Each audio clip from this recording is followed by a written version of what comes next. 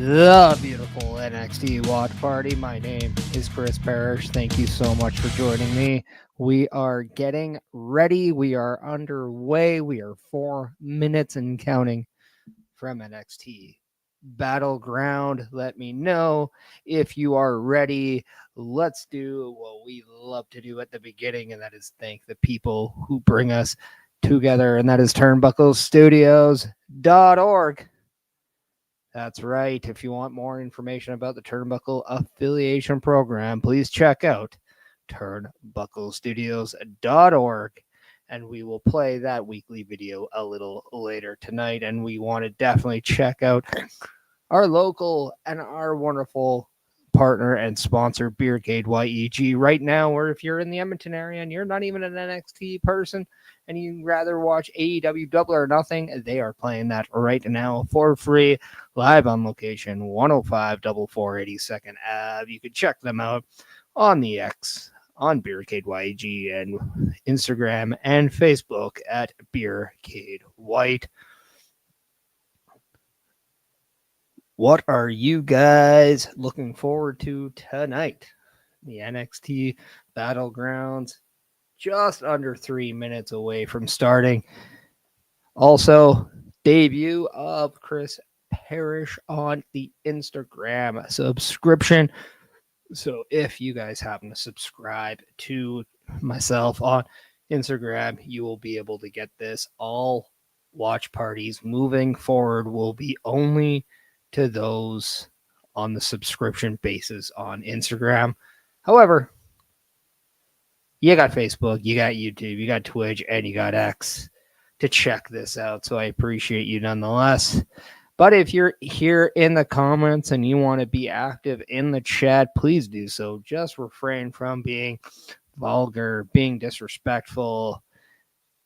Let's have a good time. And also, let's talk some NXT Battleground.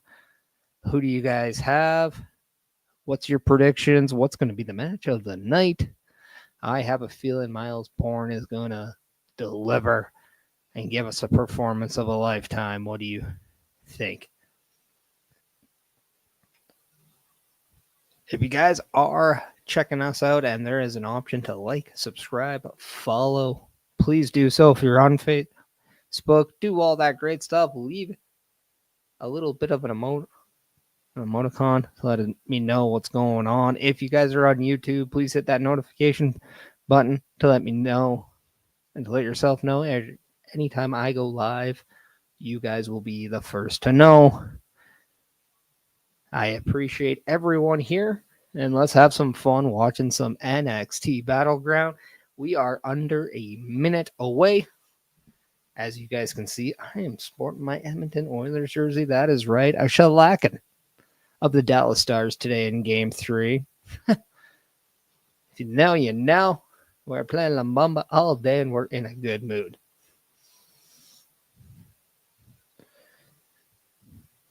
Please let me know what is going on with all of you guys. Once again, who you guys looking forward to seeing? I know the match I'm looking forward to is that women's championship match between Stephanie Vakir and Jordan Grace. I'm even kind of looking forward to Sol Ruka versus Kalani Jordan.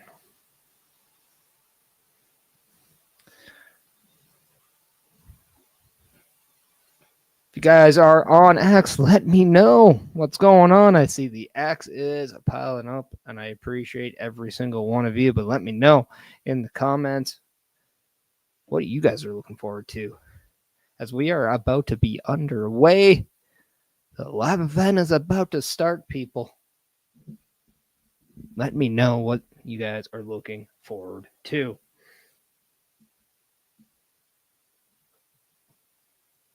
I will let everybody know that on the Twitch side, if you're watching on Twitch, we will be rating out. I haven't exactly decided who to rate out yet to. So if you have any ideas, let me know in the comments.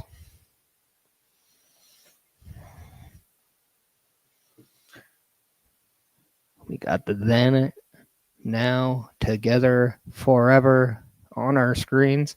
And we are moments away to get the pyro, get all that good stuff. It is time Well, some NXT tonight. Also, if you guys are here and you're new and you want to support myself, please check out that link tree, Chris Parrish, for all my socials and all my platforms. And I thank you for joining us today. Let me know who you are if you're new, where you're from, and how you were introduced to this channel.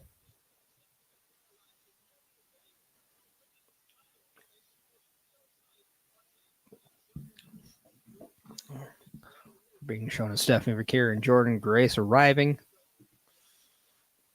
as well as the NXT champion, Obafemi. And I can only imagine we get Miles Bourne next, and there he is with the rest of No Quarter Catch crew. The only one doesn't look a little happy is Mr. Dempsey. And there he is. Joe Hendry is in the house with that beautiful TNA title. And so is his opponent, Trick Williams. Do we see a new TNA World Champion? Anybody? Anybody think we're going to get a new TNA World Champion tonight?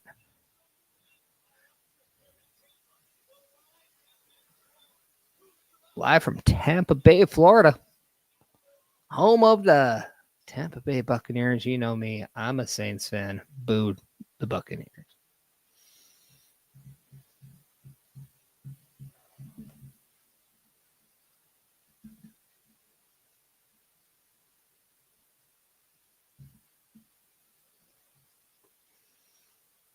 Tony D'Angelo and Stacks. Who do you guys have?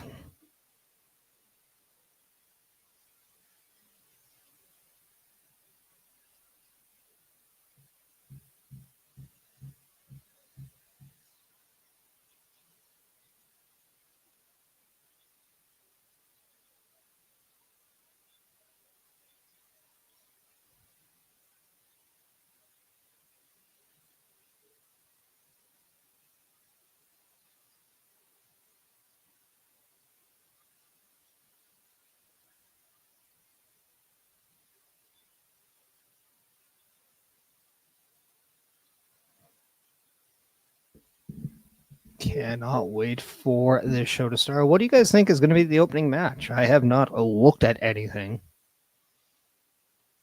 We are getting the promo of Channing, Stacks, Lorenzo, and Tony D'Angelo. I think that might be a good indication that we're going to get this match to open up NXT.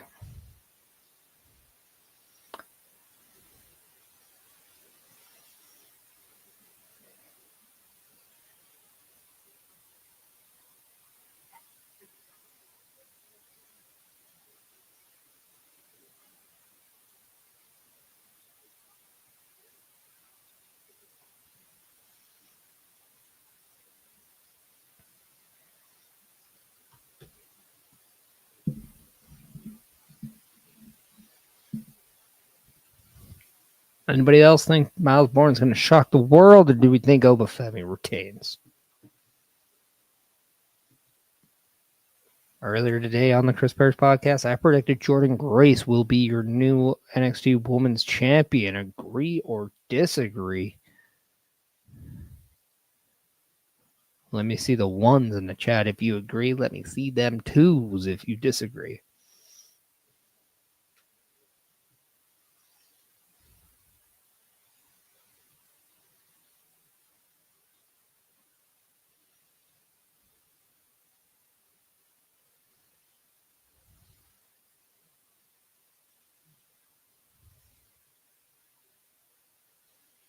We are on their way. The intro. Battleground Tampa.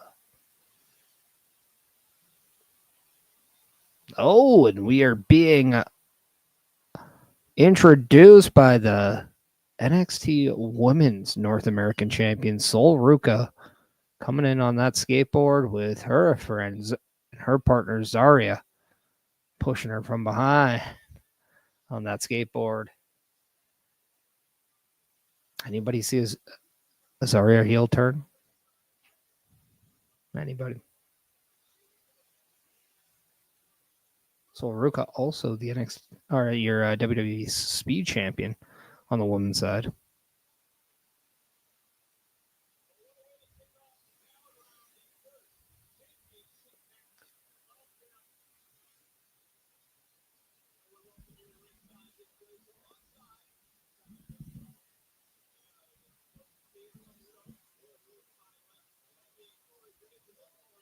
On commentary, we do have Vic Joseph calling the action with Hall of Famer Booker T and Corey Graves with them. We do have that 3-man booth.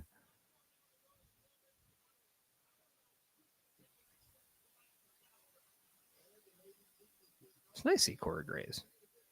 I know he's either hit or miss, but I do appreciate him.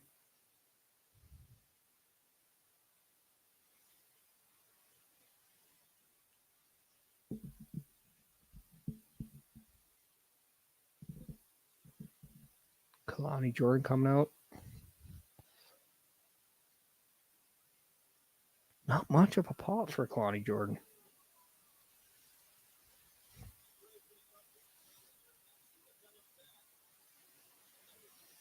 Kalani Jordan, first ever NXT Women's North American Champion. First ever. She defeated Zarya on May 20th during this title shot. And she is trying to become the first ever 2-time Women's North American Champion. A win over Sol Ruka would do that.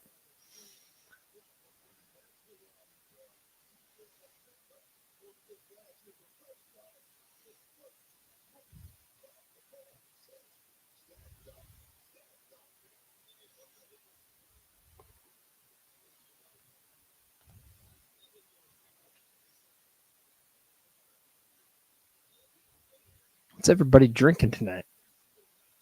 I'm having a nice Kolsch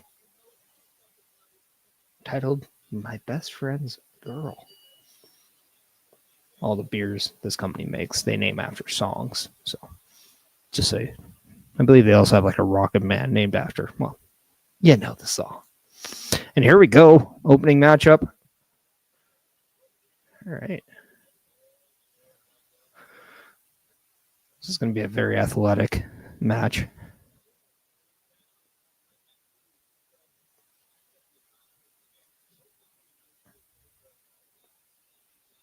Sol Ruka rocking the army green. Some nice little camouflage. As we get the bright colors of pink and yellow from Kalani Jordan.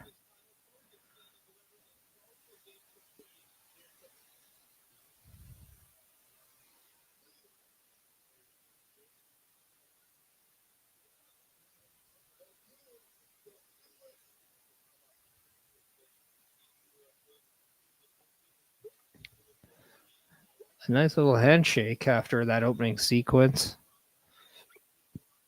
Have to say, a little surprised that we're seeing something like that. Sol Ruka is riding Kalani Jordan's back like a surfboard.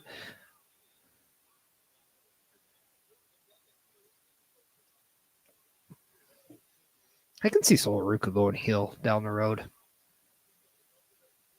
She definitely has those qualities inside of her.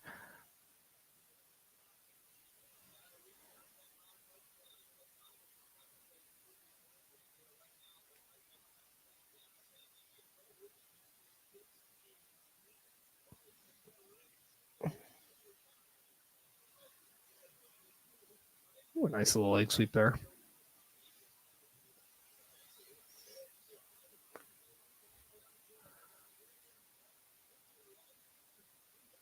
I think Sol Ruka will probably be moved to the Raw or SmackDown next year. I think she's really close to that next step.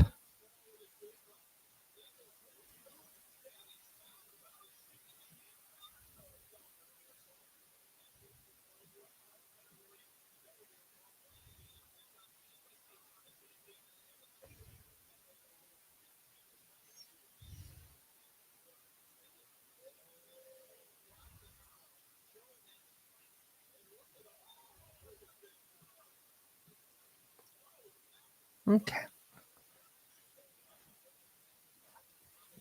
pace of this match is still pretty mild.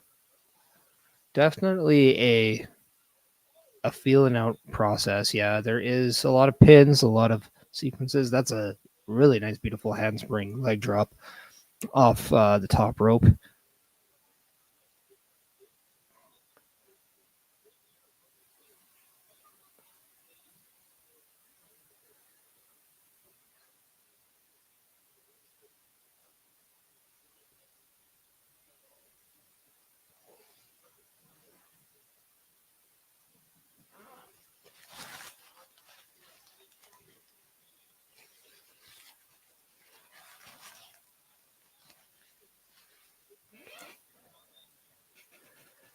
Nothing's more embarrassing than what I just had to do, so that was fun.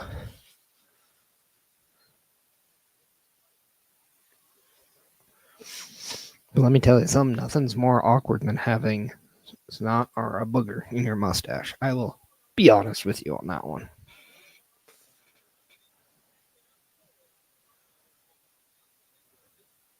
Lonnie Jordan's definitely wrestling with a purpose. I've noticed that so far about her.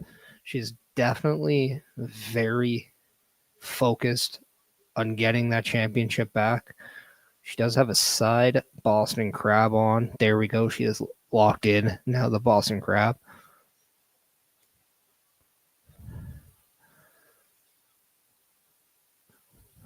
Sol Ruka, with her size, she's able to really get into a crawling kind of stance, really limiting the amount of pressure Connie Jordan can put on the back.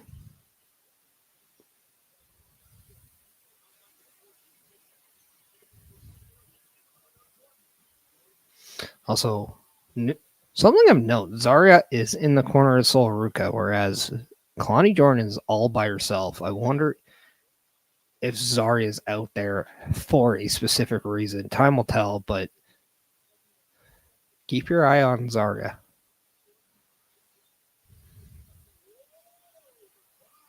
Okay, that was very nice, Sol Ruka. Oh,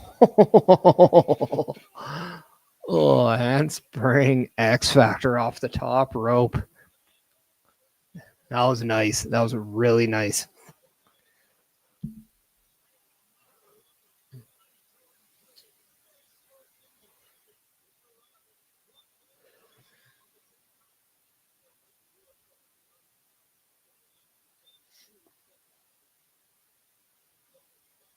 The problem with these baby matches, the crowd really doesn't know who to go for, and they're definitely very applauding of the athleticism.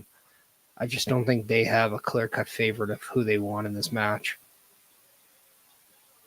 They seem a little bit more pro Sol Ruka at this point, though.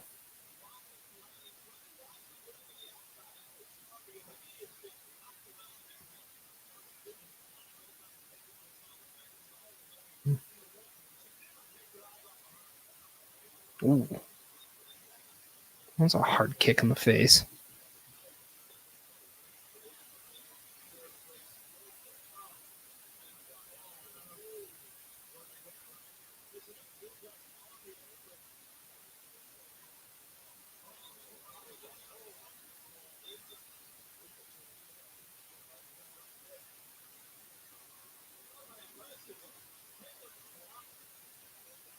Lonnie Jordan's actually very athletic herself. I think it's very easy to be impressed with Sol Ruka, but Lonnie Jordan is no slouch in the athleticism department. She is putting out all the stops right now. Or pulling out all the stops. Pulling out all the stops.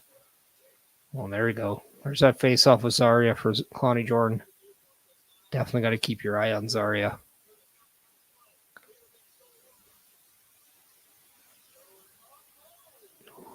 Going over the Hurricane Rana, got caught though.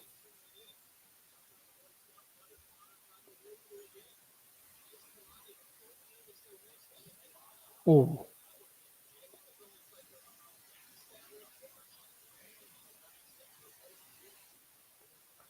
Ruka just hit a backstabber, but instead of putting her knees in the back of Kalani Jordan, she just put her feet. And given her size, that was amazing. Oh!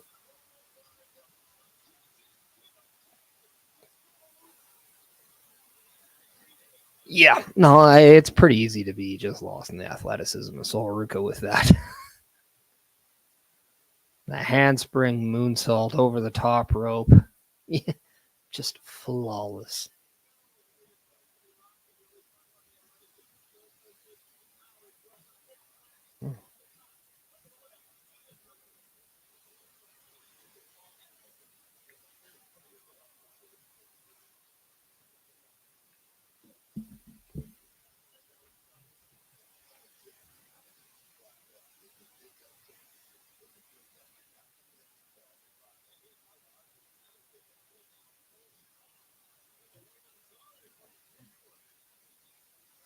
All right, Kalani Jordan going up to the top. What is she about to do?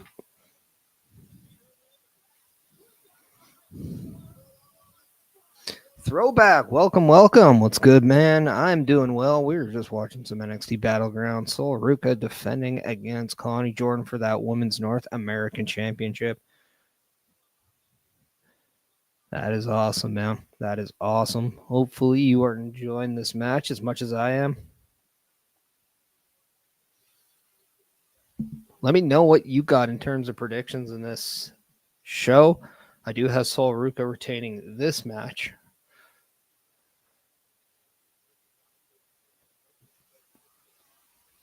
What is she doing? What is Kalani thinking? Is this a poison Rana from the top?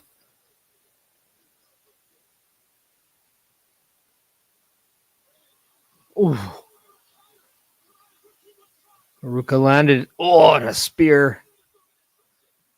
Is that it? 1, 2. Nope. No, we got a kick out.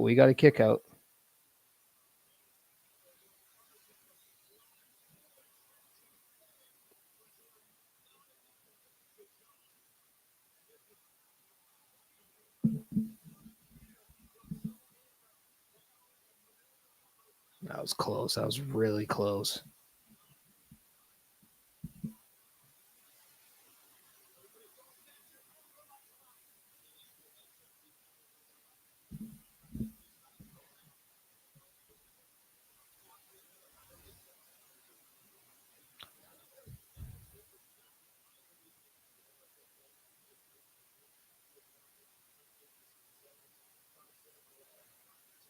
Now, what are these girls doing? Is that a beautiful Spanish fly? Beautiful. Kalani Jordan with the beautiful Spanish fly and Sol Ruka off the top there. Absolute. This match has been really good. Really good.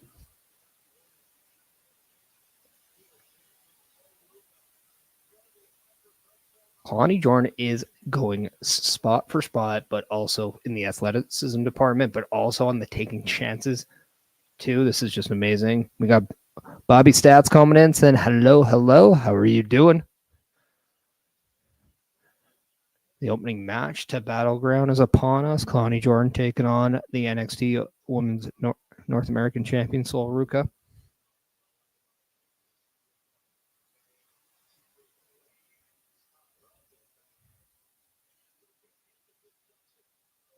Thank you, Throwback. I will get to that after this match.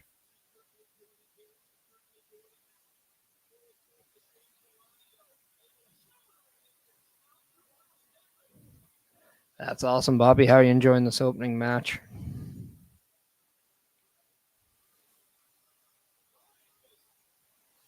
Zaria's just getting ejected from ringside. She tried to get involved and she got caught. Oh. And that's causing a distraction for Sol Ruka. Kalani Jordan taking advantage right now.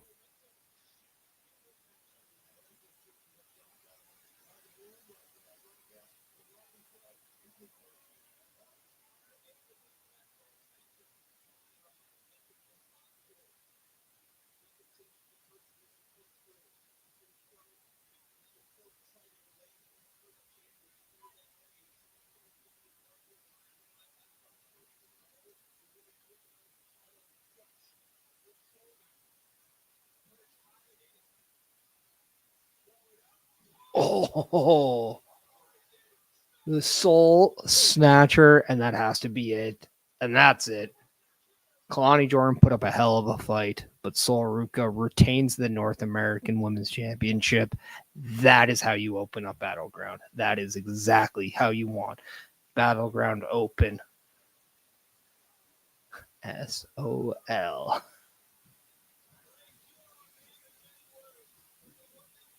Very intriguing, though, that we had that spot from Zarya, though, getting ejected.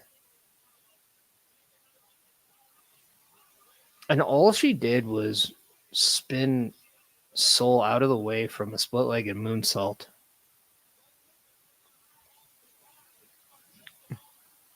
And that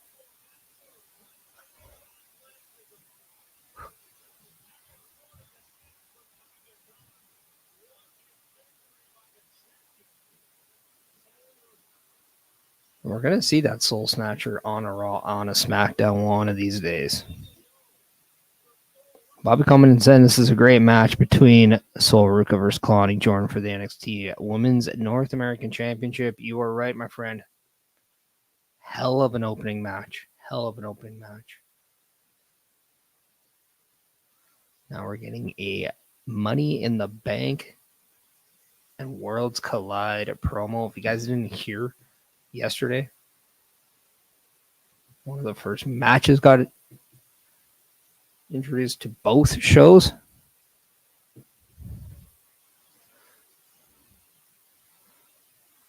I mean, outside of the ladder matches, but Cody Rhodes and Jey Uso will take on Logan Paul and John Cena in a tag team match.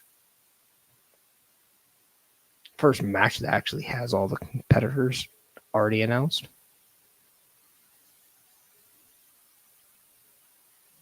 And then coming from Riyadh, we got Night of Champions coming as well.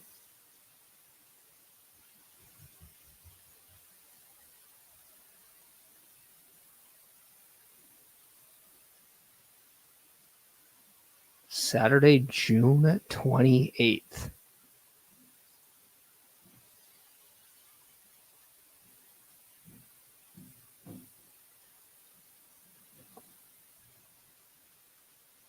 Throwback, you were exactly right. This is exactly how you start NXT. And Bobby, thank you for liking the video on YouTube. Again, people, if you want to know more about what I do on the YouTube front, please check out all the great features, and that is hitting that like, hitting that notification button, and you will be alerted to every time I do go live.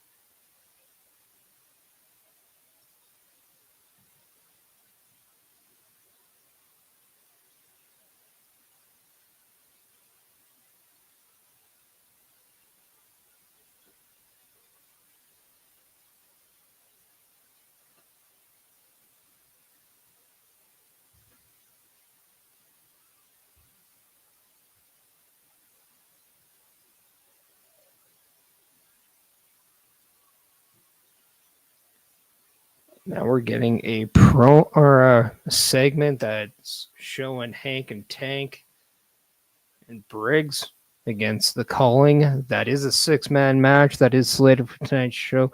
I do believe we will see that.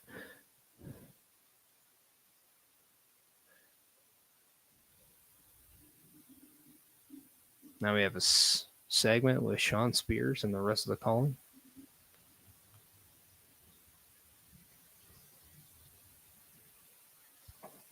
Bobby, to answer your question, which NXT talent would I like to see go up against Gigi Ray? I mean, Sol Ruka would be a hell of an option, wouldn't she? But give me Thea Hale. I'm going to go with Thea Hale. I think Thea Hale is somebody you're going to want to keep your eye out in this next year.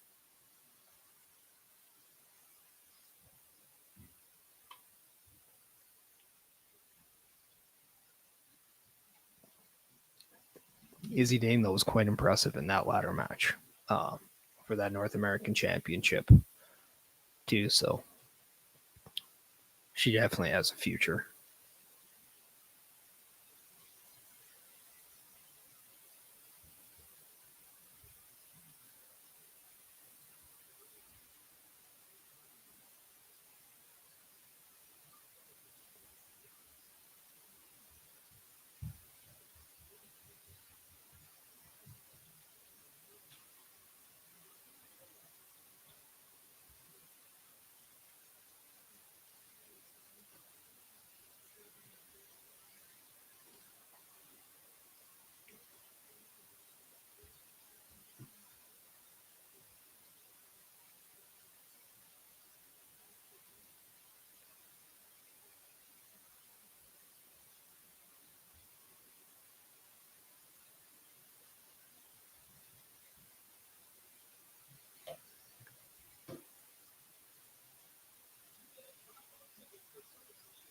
So now we're getting a SummerSlam preview coming from the MetLife Stadium. Also, the first ever 2-day SummerSlam. Looking forward to that. You have to assume something big is going to happen there. Ooh. The Elise and Chick Tormenta talking to NXT GM Ava. Oh, and look who's backstage. We have Mike Santana talking to Sarah Schreiber.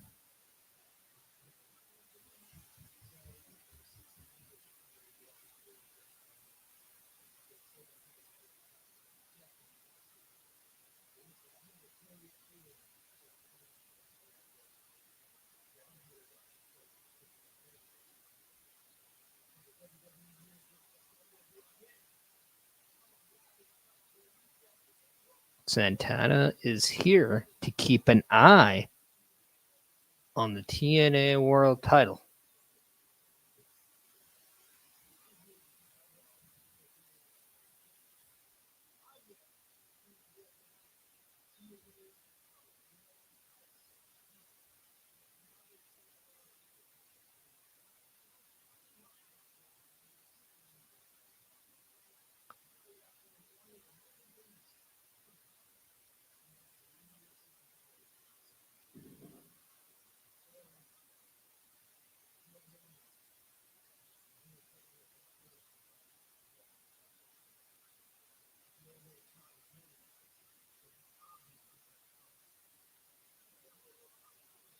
Looks like Charlie Dempsey is going to be going one-on-one with Santana in the future. Got no quarter catch through interrupting Santana's interview time.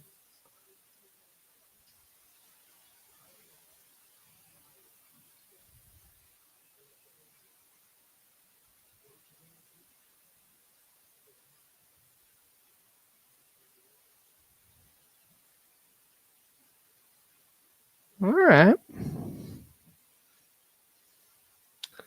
We got CBRS Chris Best coming out. What's up? How are you doing? At a family function? Get it? Sometimes I just got to do that. Hopefully you're having fun.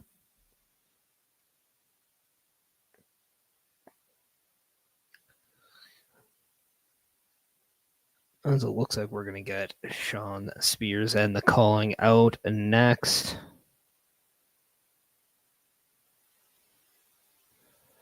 So a little bit of 6-man tag coming.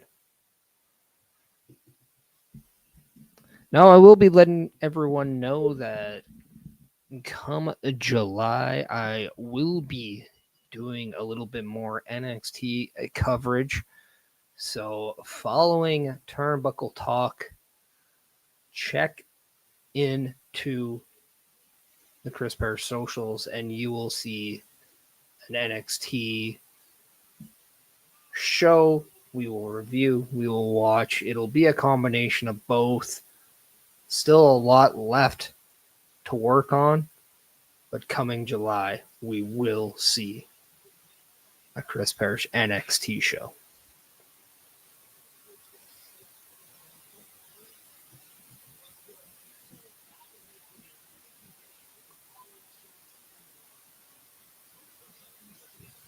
Throwback the same. Schism 2.0 is here.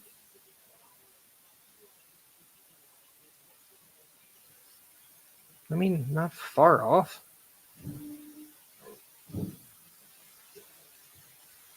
Although it is kind of funny that the leader, Schism, is now in the White Six. Another member of Schism is the general manager, and the other parts of Schism are in AEW, Ring of Honor.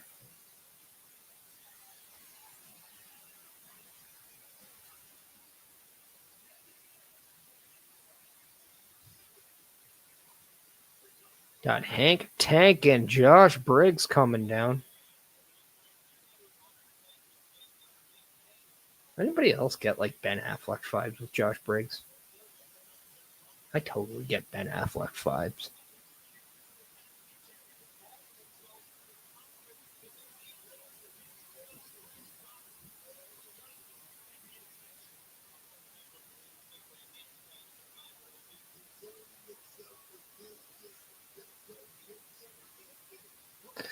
No, and that's exactly why I said you're not wrong there, throwback.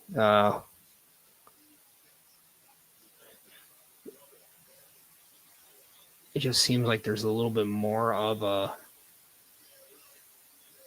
direction with the calling. But I think that's because nobody's holding out on the company this time around.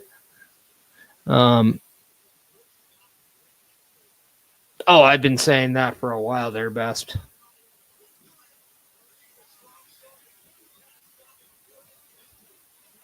Saying that for a while. Bobby, I am having a great day. Thank you. Trying something out. Can you guys see the comments on your screen as you're watching me? It's a feature that StreamYard had. I'm just curious if you guys can see them. I believe you should be able to.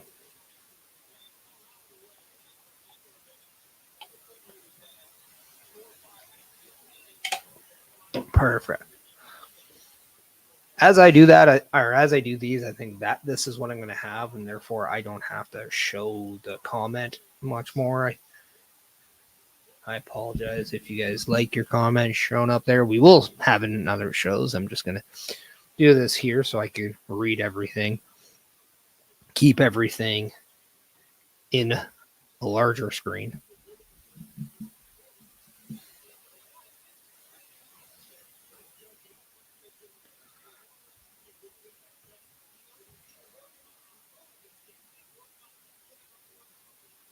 Yeah, I think the idea of the size is not to take up too much of the screen, but it definitely has that Twitch-like kind of setup. I know some people have that on their Twitch streams.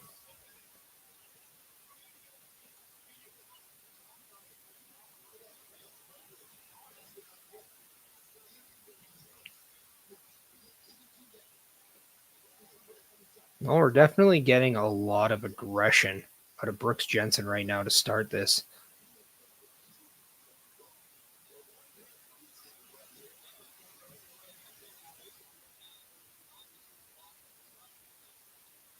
He's in the ring with Hank.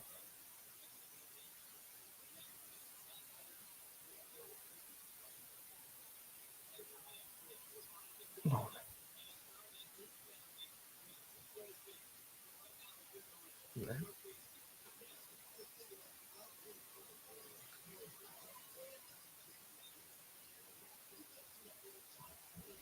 I think Vance and Jensen can add a new dynamic to the tag team division.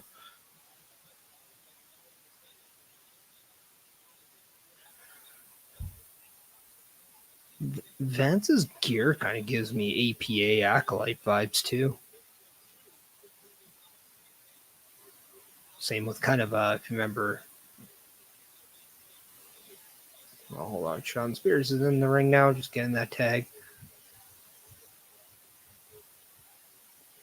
But I was going to say, gave me a lot of Ascension vibes as well. I see a little bit in there as well.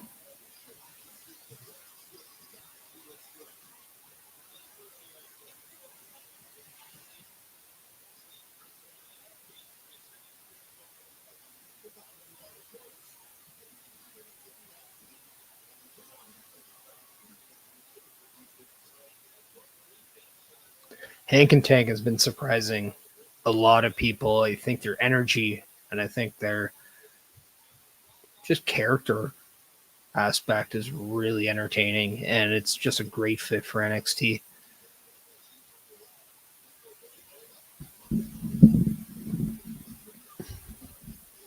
And Sean Spears is reminding me of like Randy Orton's early heel runs. Not like when he was in Evolution, but when he was on his own.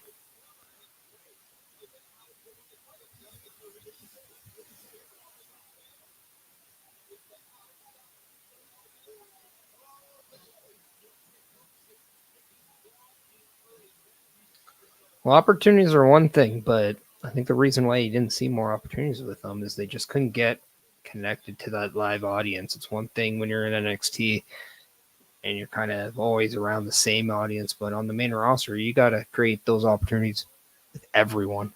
And that's something that they just failed to do. It's easy to say they needed opportunities, but part of the blame is definitely on them. That's just the sad reality of the situation. But I did like them, especially when Crawford was part of them.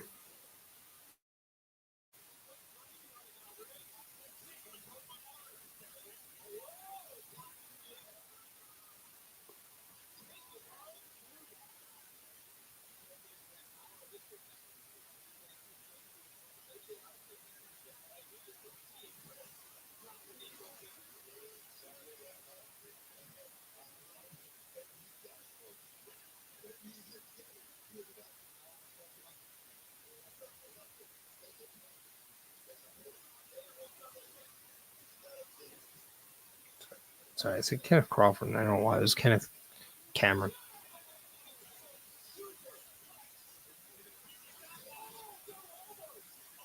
I just had to see if there was any news in regards to from the weather game earlier today.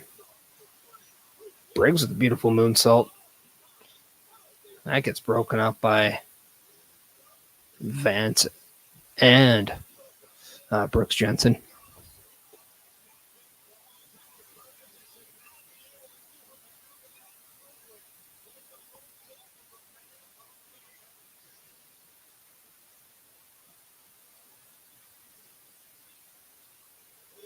Bessa and also had JBL talking down about them, which kind of killed any momentum they have going to the main roster. Yeah, but you could just tune out JBL. There's a mute button that we could put on. I don't know. There's a lot of aspects of JBL's commentating I just chose not to listen and partake on as a viewer.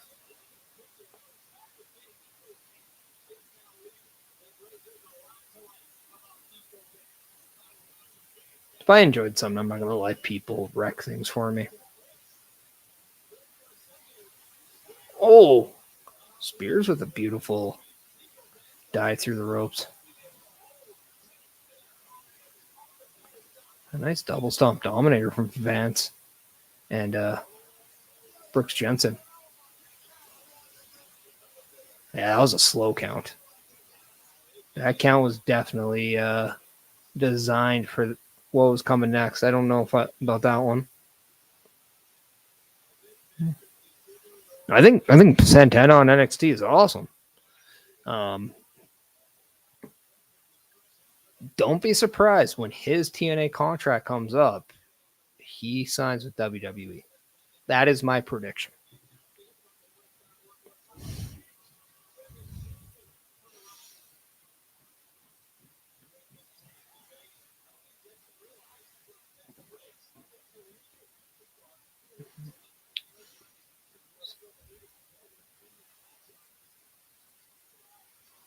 Oh, Hank and Tank with 3-point stance on Sean Spears on the outside there after Brooks Jensen was taken out.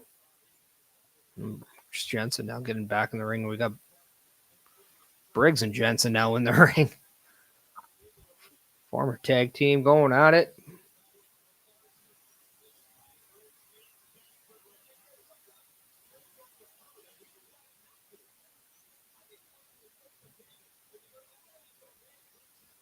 I like to see Briggs slowed down a little bit.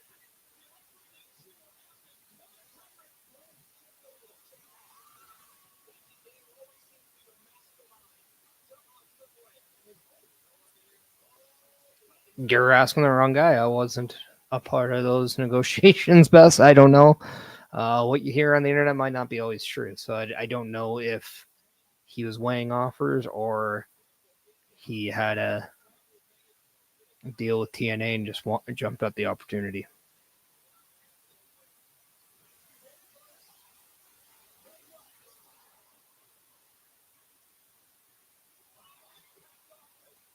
And there we go. Hank and Tank with it, and they get the pin.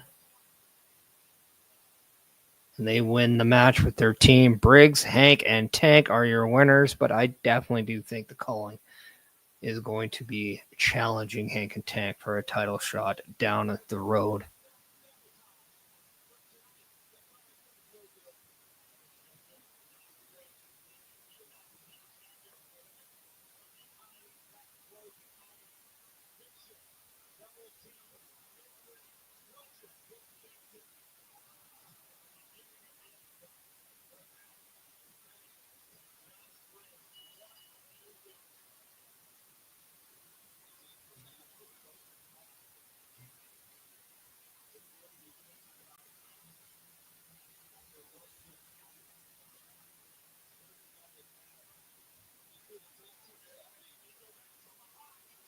Oh, Vance takes out Briggs.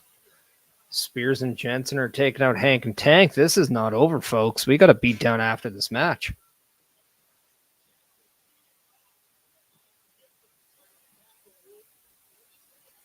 Sean Spears is just asking Izzy Dane to bring in a chair.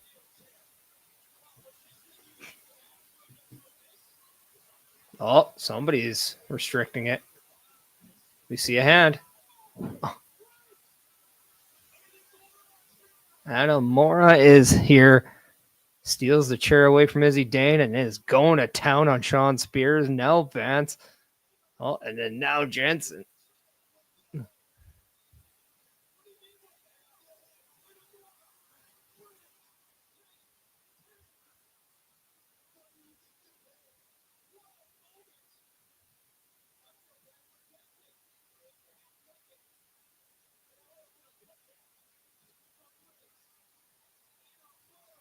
Mora coming in to save Jensen and Hank and Tank from a beatdown post match.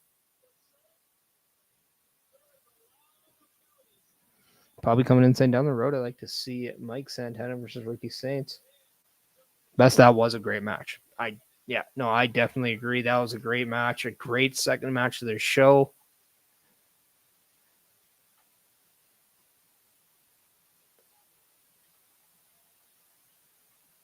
I kind of thought that maybe the calling would get the win, but no, they did not. Now Sarah Schreiber is in the back with all ego Ethan Page.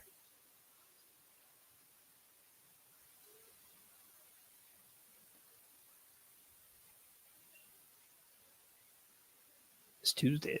Page and Saints in the North American Championship match.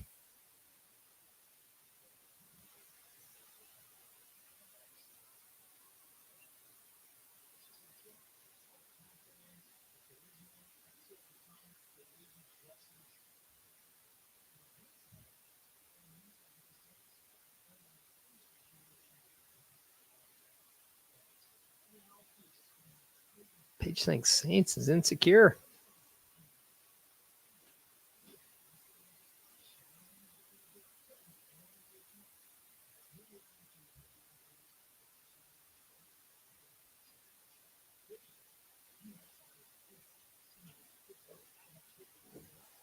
No, correct me if I'm wrong, but Sean Spears never got his rematch for that North American Championship.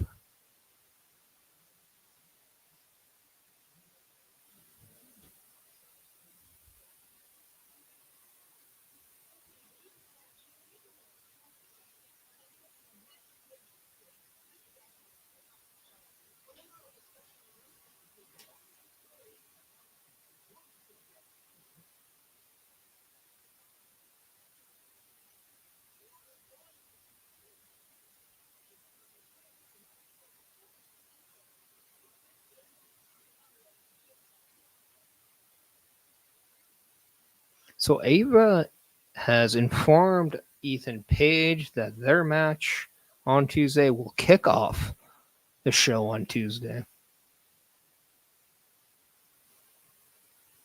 And whoever walks out as champion will defend it at Worlds Collide.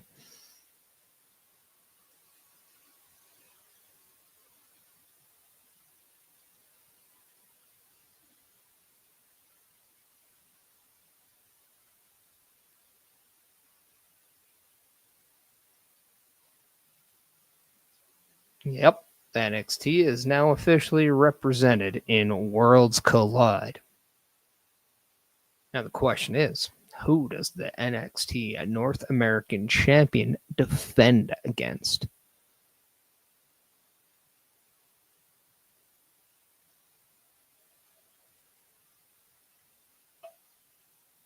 All ego Ethan Page is very talented.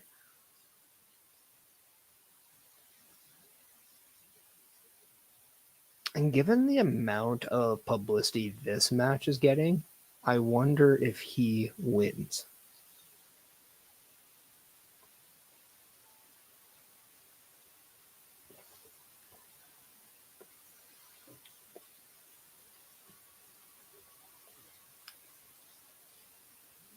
Now we get the replay of everything that's happened with the D'Angelo family.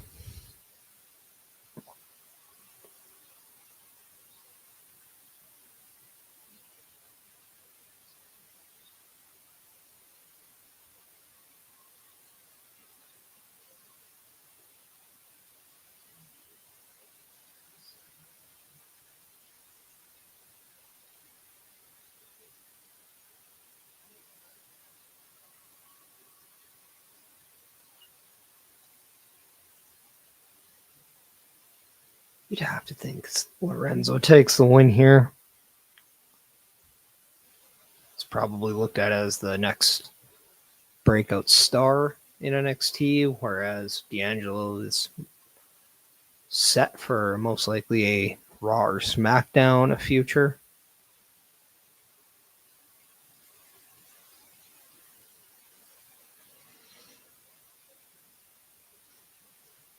Best thing he would like Vitinho to go up again for the NXT North American Champion, but he's already got Chad Gable.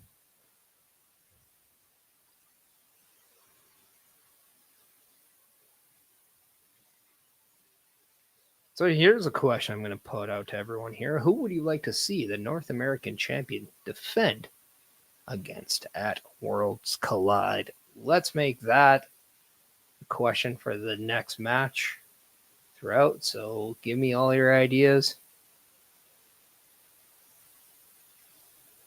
Stacks would be a great contender for the North American Championship down the road. I do that.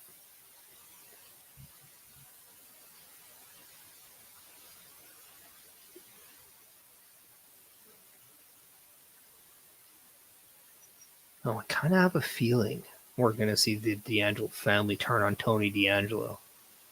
And if that's the case, and they become bad guys once again, could this be the tandem that takes down Obafemi and his reign as NXT champion?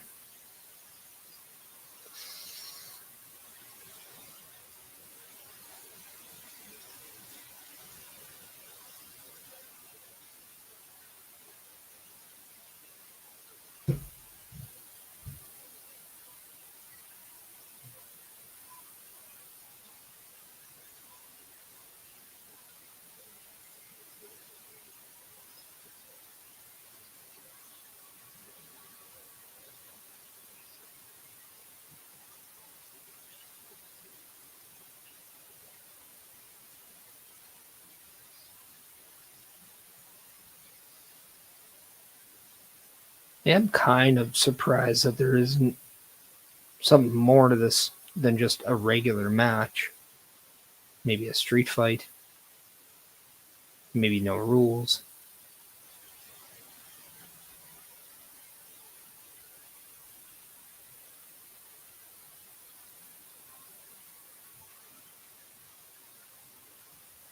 Tony D'Angelo is on his way to the ring.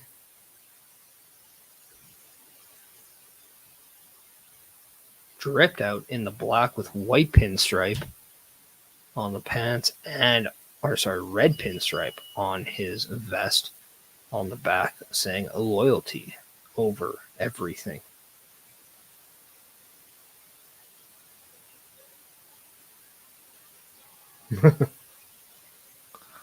Well, the beauty of this being on Netflix, you can watch it whenever you like. So it'll be waiting for you whenever you get the opportunity. Or just convince your sister to put it on.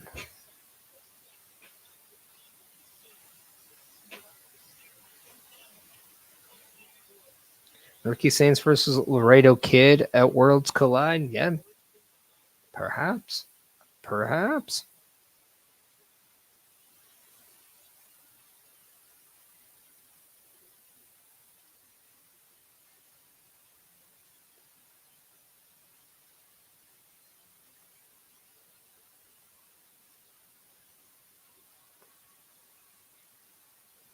Need to get a little bit of a listen to this new theme.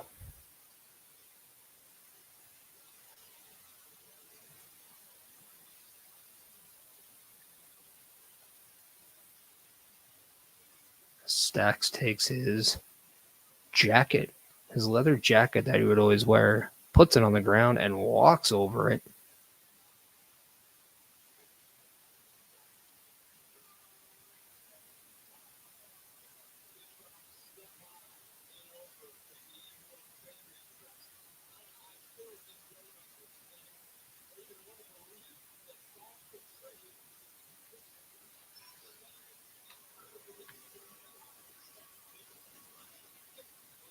Throwback saying this is Ciampa vibes when Ciampa versus D'Angelo happened and Tony became the Don. Now it's Stacks. If Stack wins, means after this Money in the Bank, there might be a shot Tony D shows up. Yeah, if when the draft occurs, I do believe Tony D'Angelo will be drafted to a Raw or SmackDown. My guess is more SmackDown, but we'll see kind of how everything goes. Also, I wouldn't mind seeing Tony D'Angelo become a heel again if he is drafted.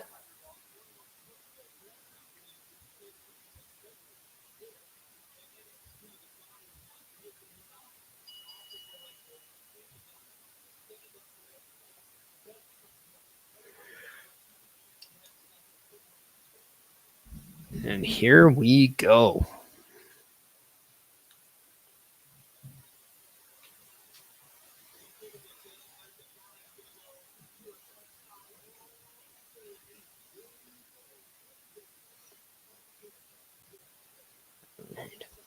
D'Angelo bringing the aggression early.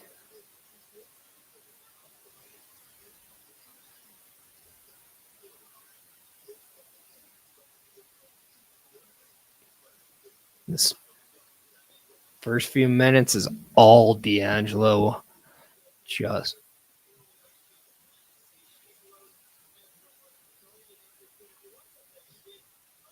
and then bringing him in the hard way with that hip toss over the top rope.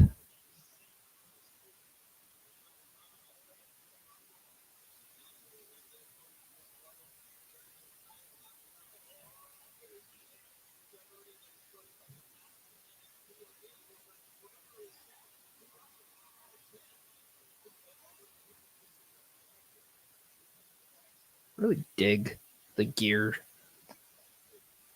that Stax has. Dripped out in that gold with that kind of blue tint there. Looks really good.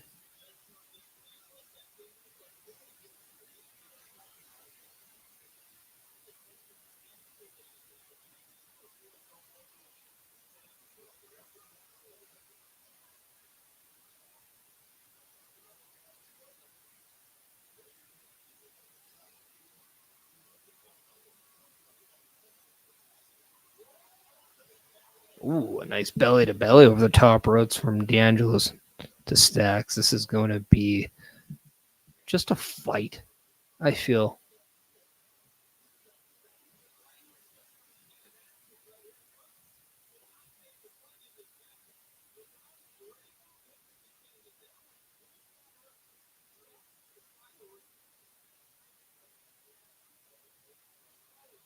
Now D'Angelo just throwing Stacks to everything that he can. Has to go in and break up the count. It's kind of why I'm a little bit confused to why this is just a regular match. I wonder if maybe this isn't the only matchup we get between these two.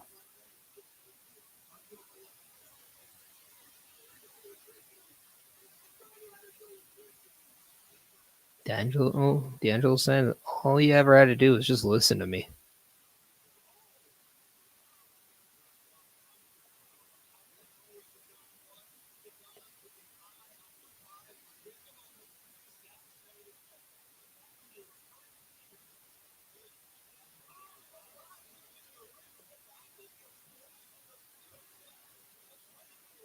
Now that is going to change the game here. A drop kick into D'Angelo's ribs while he's sitting right in front of those steel steps. So not only does he get the drop kick in the gut, but he also smacks his upper back and potentially his head up against those steel steps.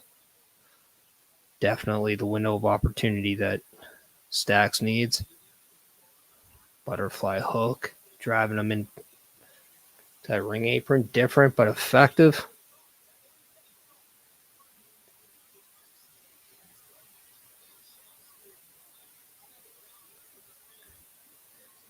Now, I said earlier I wanted breaks to slow down a little bit. I think I feel the exact same way with Lorenzo. Bobby, what is next for Kalani Jordan? Zarya, maybe? I think you can definitely look at Zarya as being the reason why you're not NXT North American Women's Champion.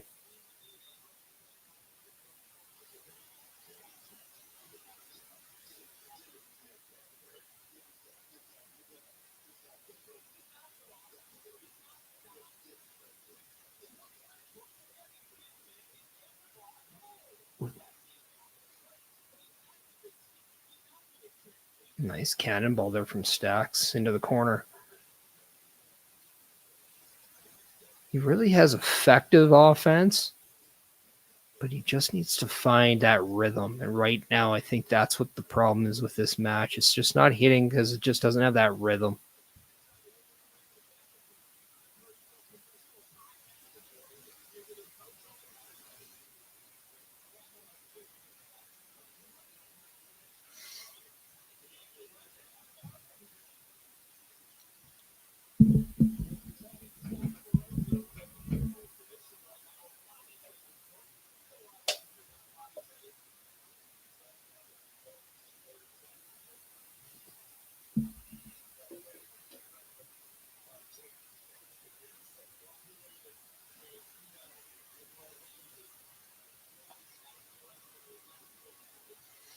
But Stacks has gone from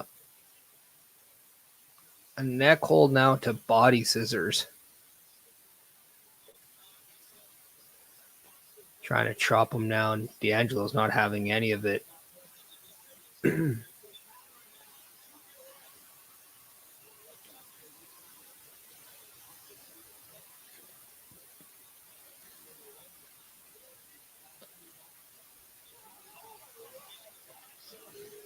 It's definitely clear that the ribs is the target for Channing Lorenzo in this match.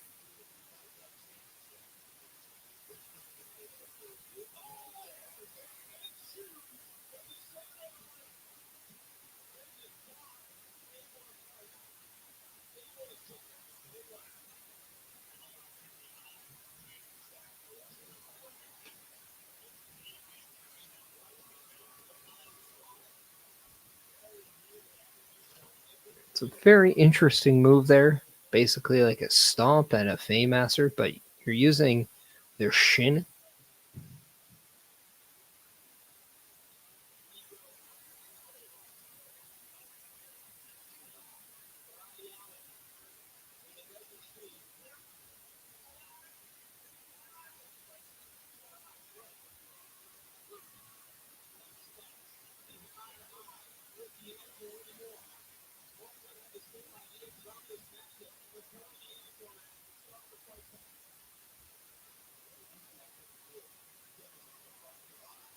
Another belly to belly there by D'Angelo. Very beautiful belly to belly suplexes there by Tony D'Angelo. Definitely seems like Channing or like Stacks just can't find his rhythm in this match, and it seems like that could definitely play against him here.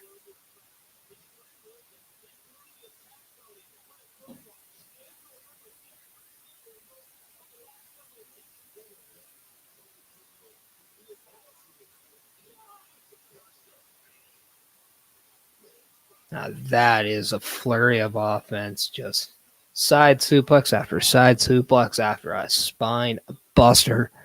Tony D'Angelo is in the driver's seat, and it doesn't look like he's going to give it up anytime soon.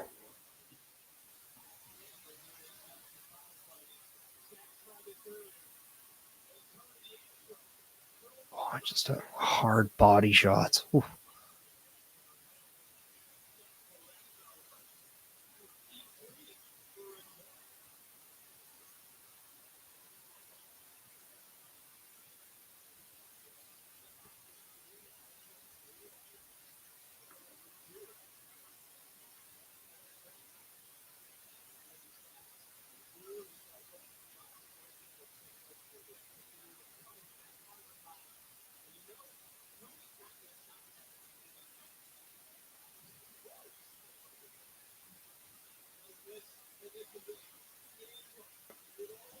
A lot of little too much back and forth wrestling in this match. I don't think I expected as much wrestling.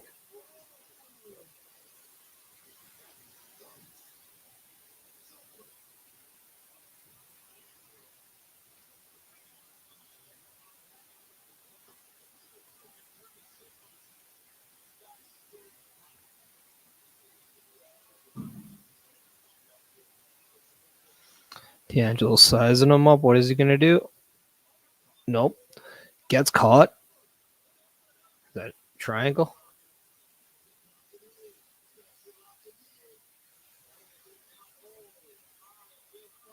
Power. There we go. Power bomb to break it. D'Angelo is really strong.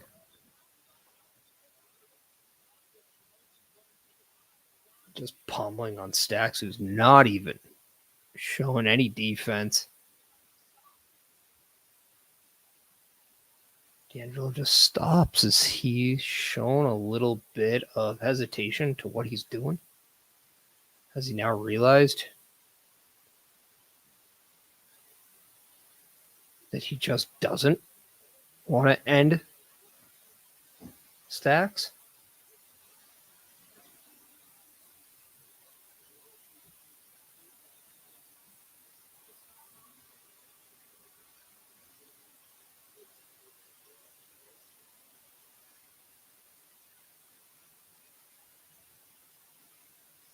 A little confused to why now.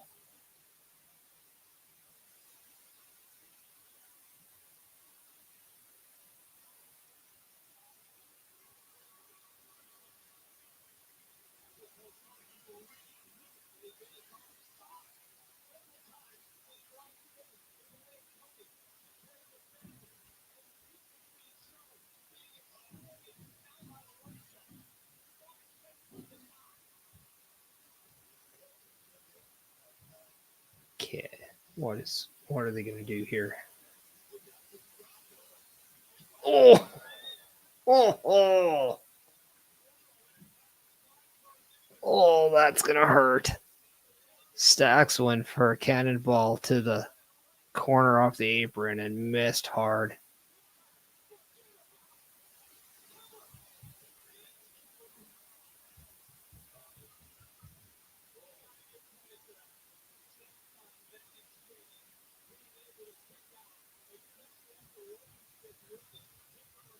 D'Angelo hits his fisherman suplex bomb, but does not get the 3.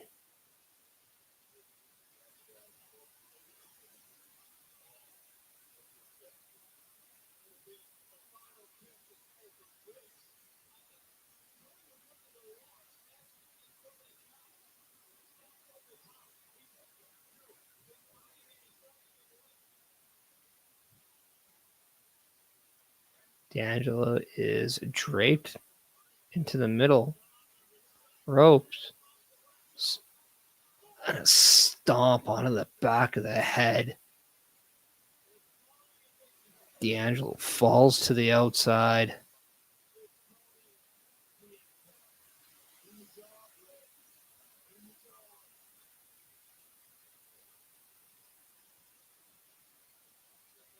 Stacks is crawling to a corner. What is he looking for?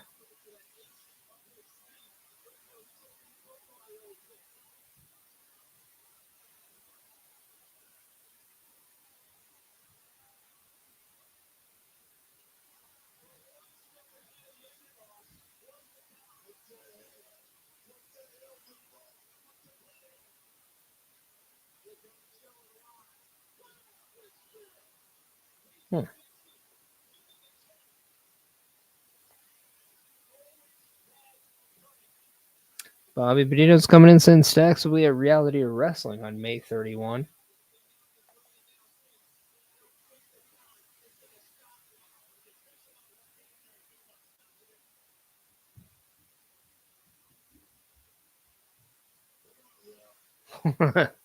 Just pulling that gold chain a little bit, and don't think he wants to snap that.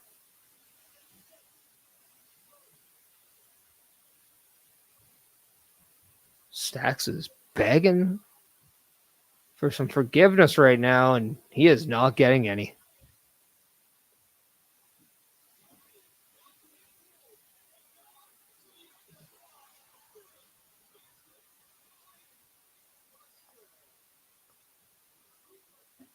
And we have now just see Luca Cristofino out there.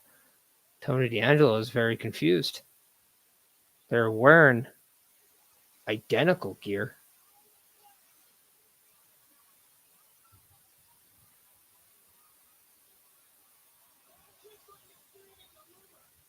And as the ref was trying to tell Cristofino to get out of here, that opens up Stacks and gives him an ability to kick D'Angelo straight in the lower region.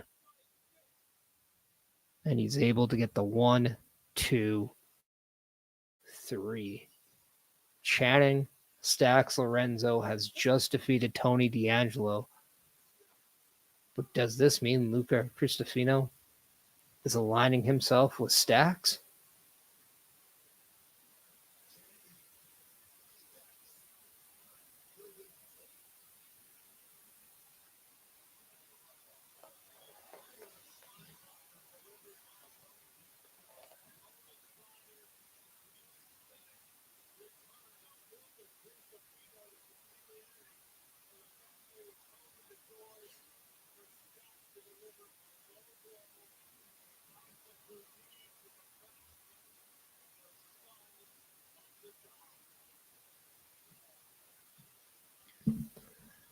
I'm very interested to see what this means.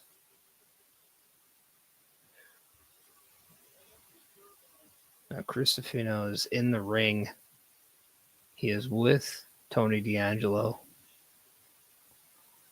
D'Angelo seems very surprised. What is going to happen?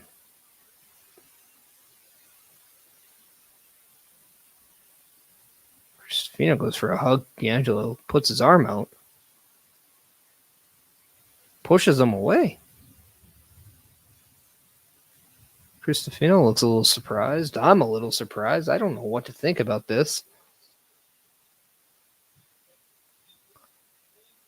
There's definitely more to this story than what we just saw.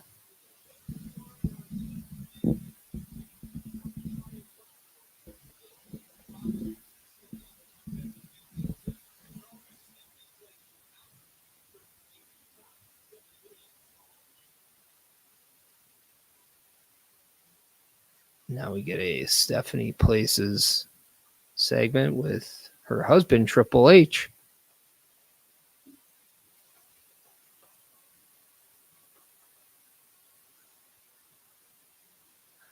A little bit of a preview for that episode.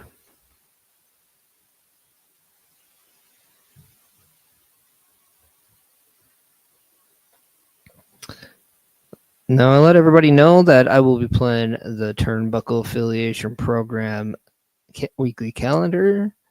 And here it is. So if you want to get a little bit more associated with what Turnbuckle Studios does every week, check this video out. Turnbuckle Studios and the Turnbuckle Affiliation Program bring you the week of streams. All times are in Eastern Time. Monday nights you get the Locker Room Breakdown at 7 p.m., followed by the Raw Patrol at 8 p.m.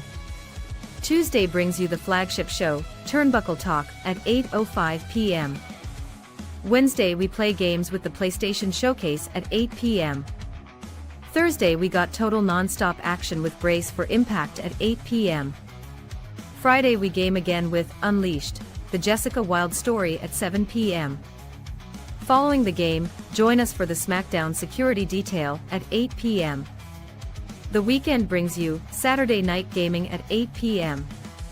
On Sunday be sure to catch the Chris Parrish podcast at 12:15 p.m. followed by the Boar's Nest at 8 p.m.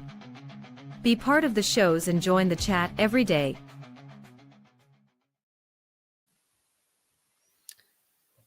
And that is what you can see every week here on Turnbuckle Studios.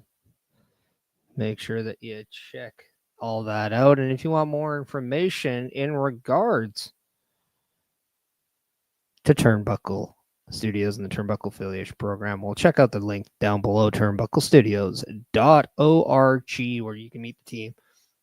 You can check out the latest episodes of all those shows you just saw, as well as email Turnbuckle Studios directly to see if you want to collaborate or accommodate Turnbuckle Studios. Now we get a little bit of a Raw recap, but I'm going to give you guys a little sneak preview of what to expect next Sunday for Chris Parrish Podcast episode 79, where I sit down and I talk with Holly Hood, Haley J.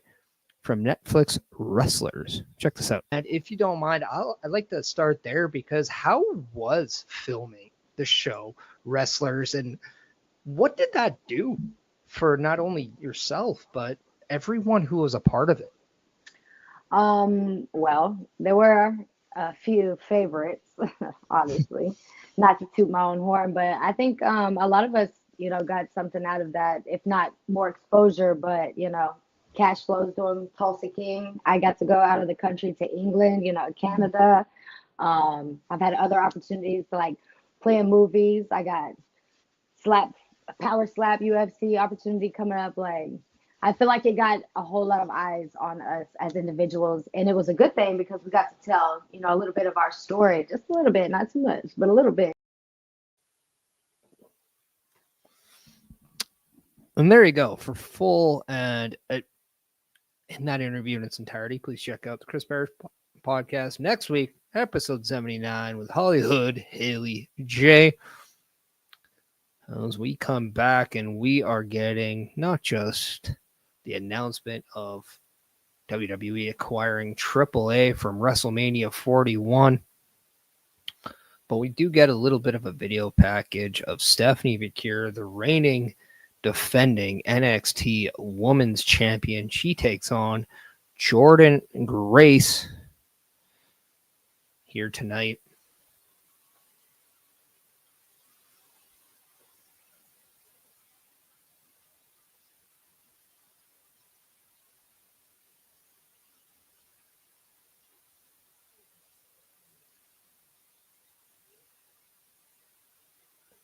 Let me know who you guys have in this match. Who walks out NXT Women's Champion?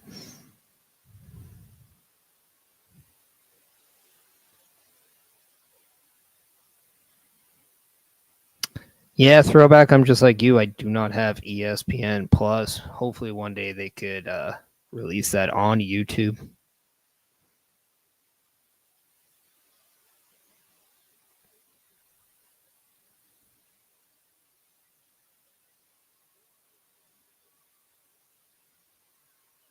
as we get now a little bit of a promo for not just Jordan Grace, but also the developments of how this match came to be.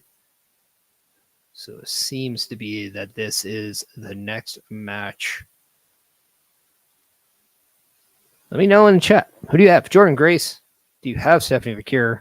I did predict earlier today on episode 78 of Chris Bear's podcast. I did say I do believe Jordan Grace will walk out your new NXT Women's Champion.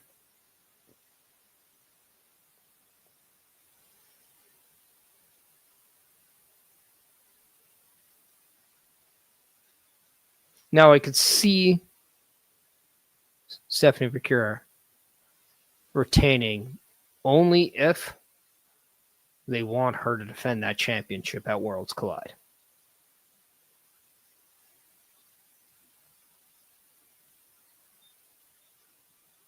But with the two women that were in talks with Ava earlier, I wonder if they will perhaps interfere in this match, and we will have a tag team match at Worlds Collide.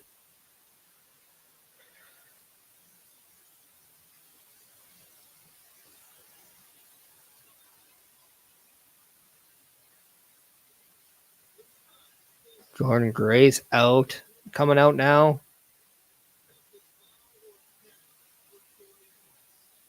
I will say the graphics for Battleground have been awesome, and I love how they're using the word mark of the entrance videos as their TV word mark, and then giving you a little bit of a backstory to how this came to be. Jordan Grace did defeat Julia to become number one contender for this championship.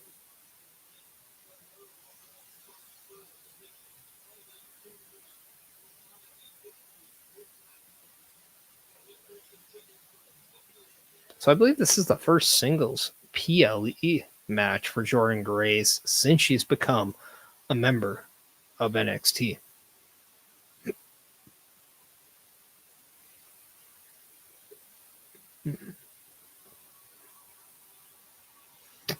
And the champ is out now. Bobby Bonito's picking Jordan Grace. Everyone else, who do you have?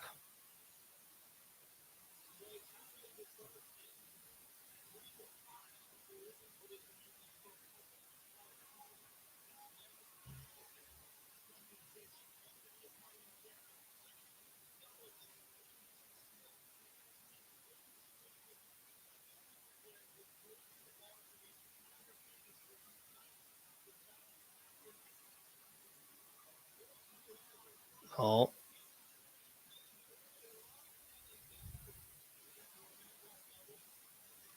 Menta and Delise from AAA sitting front row.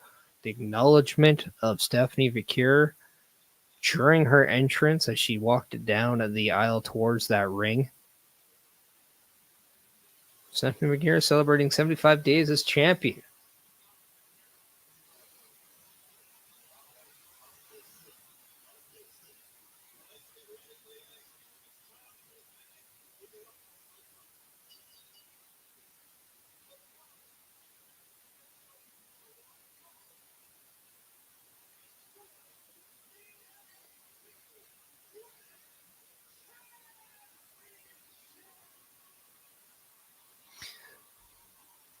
Thoughts on Mike Rome as the new NXT ring announcer? I think he's doing a great job.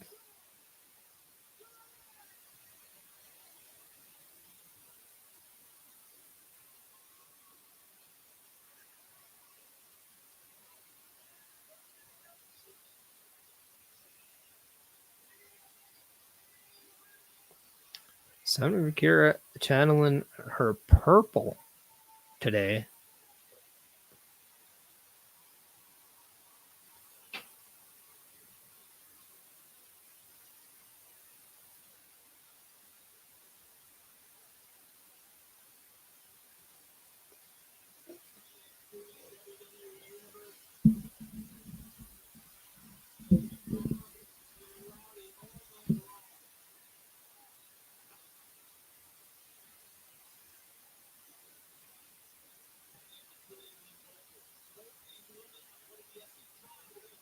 And here we go, women's championship match.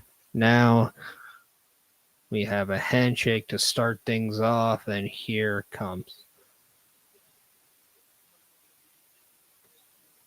Noteworthy stat of the night, both women's matches feature babyface on babyface, and a handshake was executed in both matches.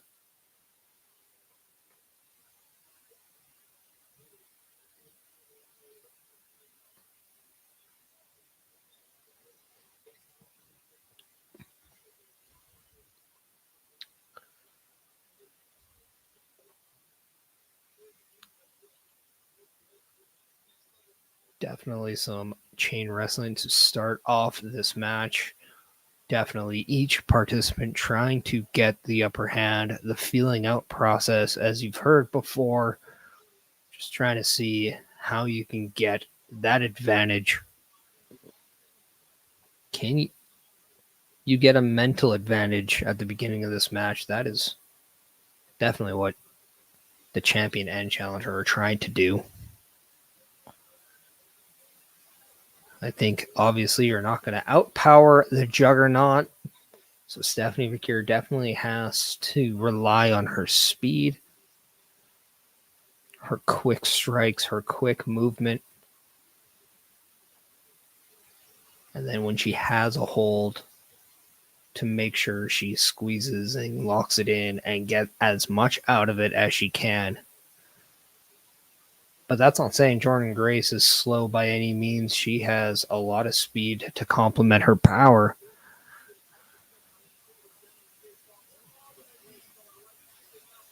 And a lot of experience for both.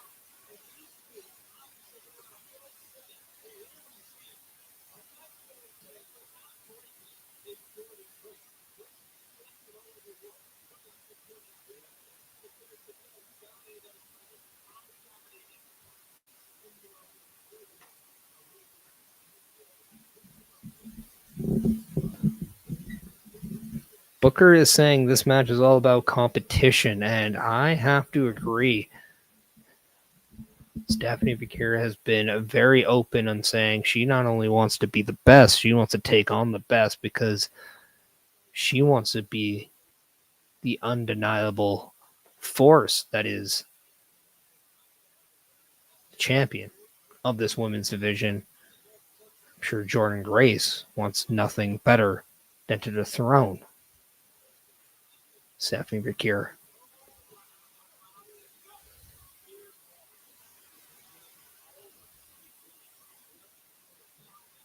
Beautiful snap suplex there by the champion.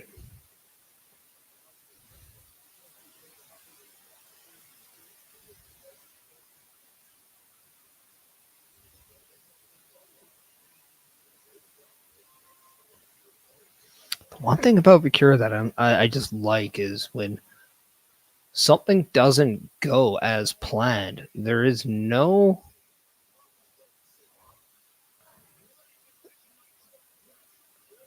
stop and there's no emotion there. It's just a quick decision to go to something else.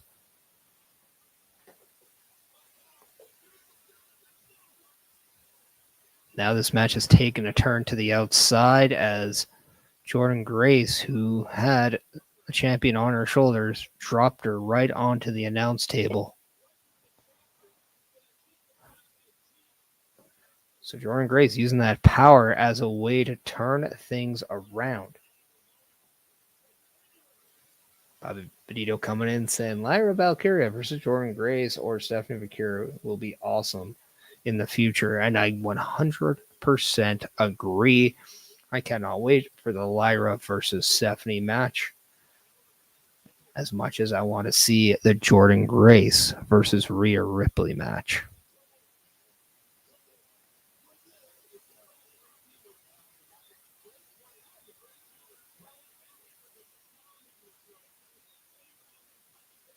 Jordan Grace is looking for a Boston Crab as she has it on.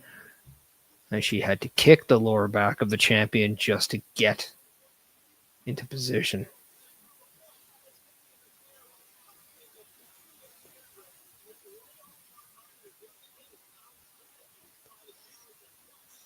Well, the champion knew to get out of it quick as she made sure that she saw she was in the middle of the ring to crawl and use that energy, as this is still in the beginning stages of the match, that you needed to get to the ropes and prevent any damage.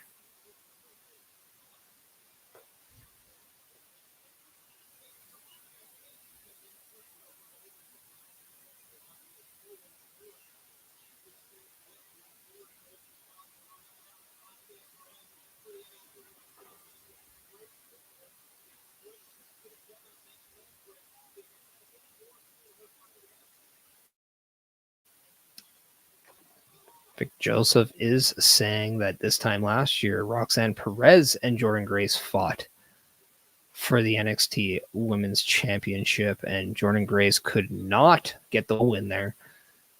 Does this have a mental state on the challenger's head?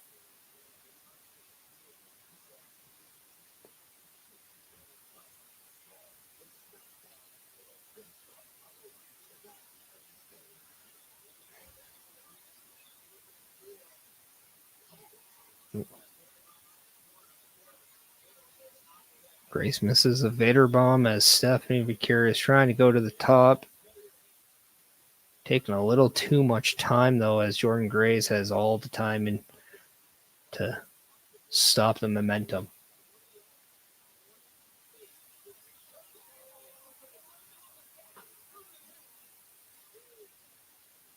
That armbar over the top rope, very similar to something that we saw Chad Gable execute. It's a beautiful crossbody.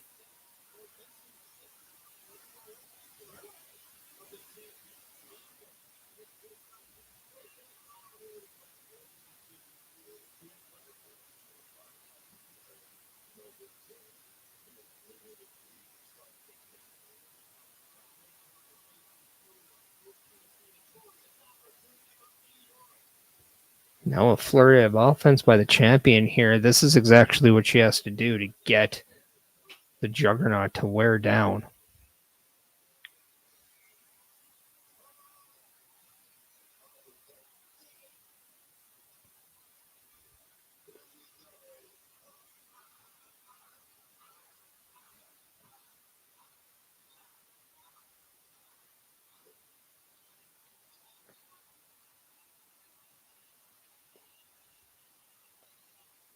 Booker T goes wild off the offense of Stephanie Victoria. We all know what just happened.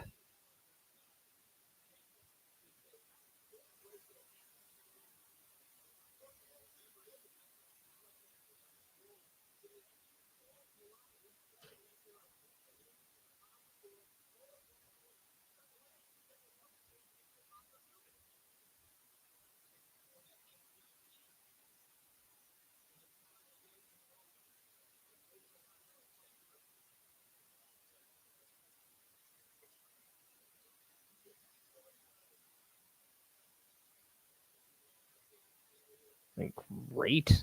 And then this is just showing the veteranness of the champion right now, is understanding how to hit the offensive move despite being in a defensive and vulnerable position.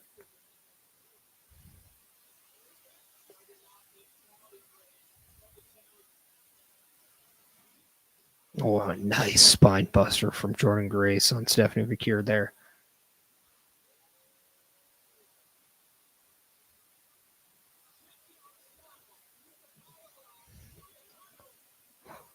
Beautiful sit-out power bomb there by Jordan Grace, but not enough to win as she now sits clenching her fist, wondering what she has to do. You can definitely tell that not being able to put the champion away is getting to the challenger.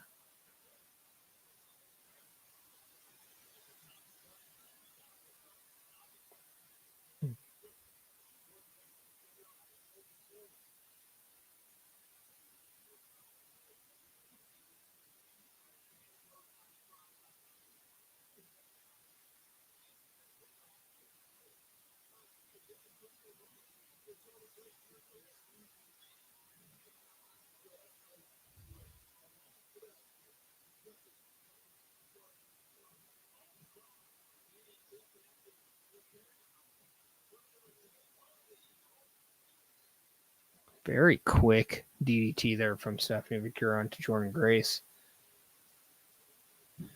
Bobby, thank you for joining me on this watch along. These things do not go on. And let's just say, I don't do watch alongs. We are now going to refer to them as watch parties because, well, we just don't watch along. We watch and we have a good time. That's why I have a nice little drink with me. That's why I got my friends with me. It's a watch party. Thank you for joining. And I appreciate that. And as long as you guys show up, I will continue to do these things, especially for NXT. I know with Turnbuckle Studios for WWE, there are the PLE patrols, but for NXT, I will be doing watch parties. So that is something to look forward to as we go down.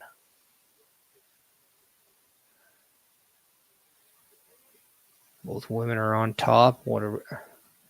Jordan Grace, I think, is looking for a superplex. And that's exactly what we have. Oh, that landing. Oh, the jackhammer. Is that it? No. That was a rough landing on that superplex.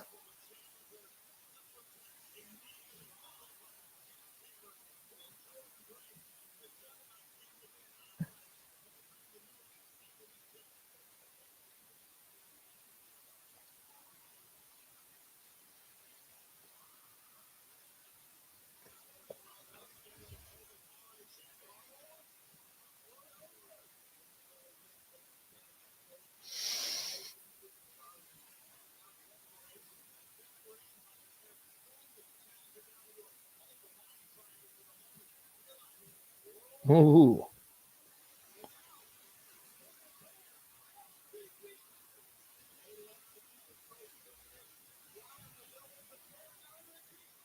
A nice, beautiful reversal here. Not enough. Both Grace and Vicura going for their finishers, but a nice, beautiful counter from each. Well, is this going to be it? What are we going to see? Oh.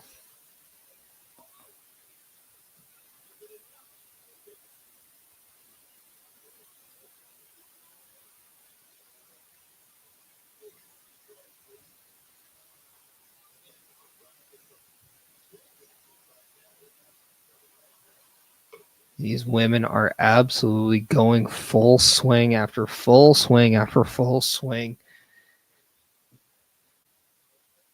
Might just be who gets hit and doesn't get up. That's how we just may find a winner in this match. Ooh. Stephanie got caught. Oh, but as I said, Stephanie Vicura, once she's in a vulnerable position, uses that intelligence that she has just to get out of everything. And that is what we saw.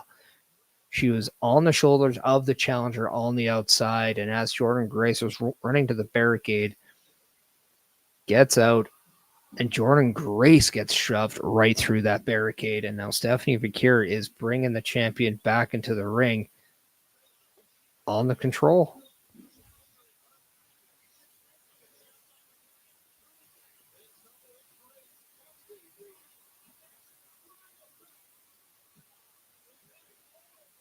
Oh. Everyone thought that was 3. Jordan Grace gets the shoulder up.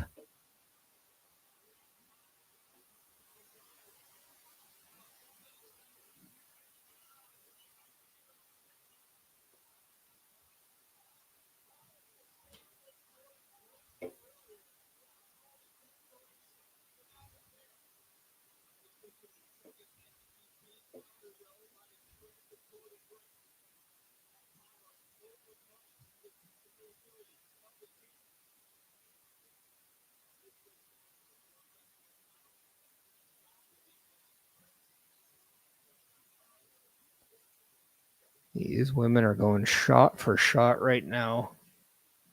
And credit to the champion. She is staying in there despite up against someone who's as strong as Jordan Grace is.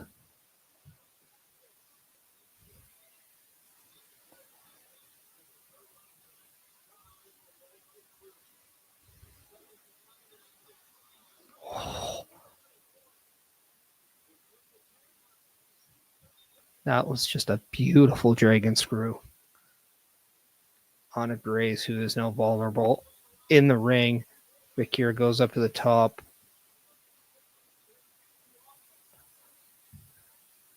What is she going after? No. Grace not allowing her to get comfortable on that top. Is she going for a German suplex off the top?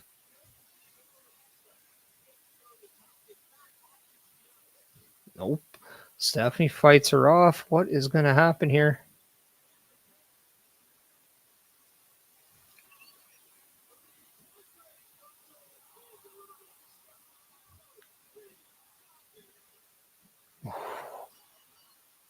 Stephanie Vakir gets the win.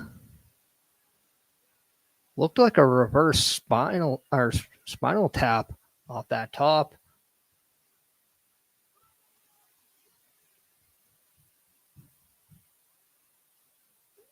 But what a match here tonight. Stephanie Vakir and Jordan Grace leaving it all in the ring. I'd hate to be the TNA and NXT World title matches, because that match, have fun out doing that. Bobby, you are correct. That was a great match.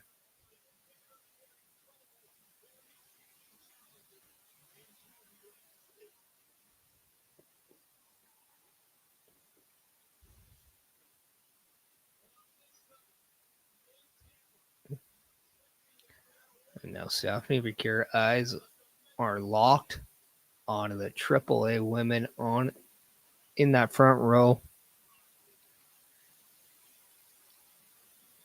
This has to be a preview for Worlds Collide.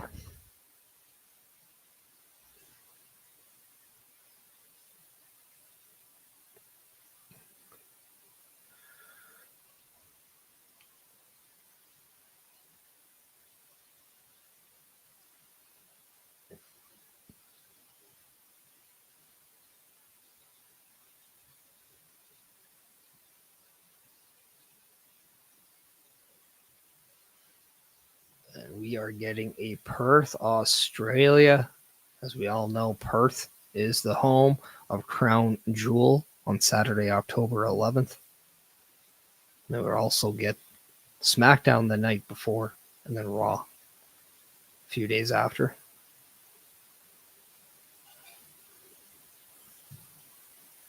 Which means we're probably going to get different times for both Raw and SmackDown. So if you are living in North America, be prepared that those shows are going to most likely be shown at a different time in the day than you're normally used to.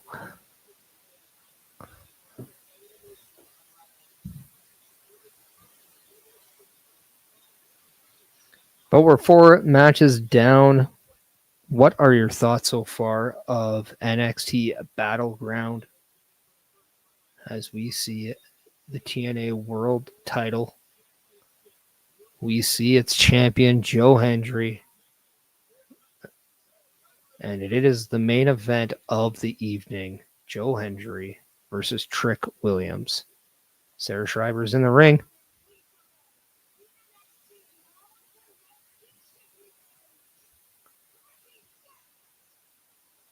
Oh, and she's calling out the NXT World or North American champion, Ricky Saints.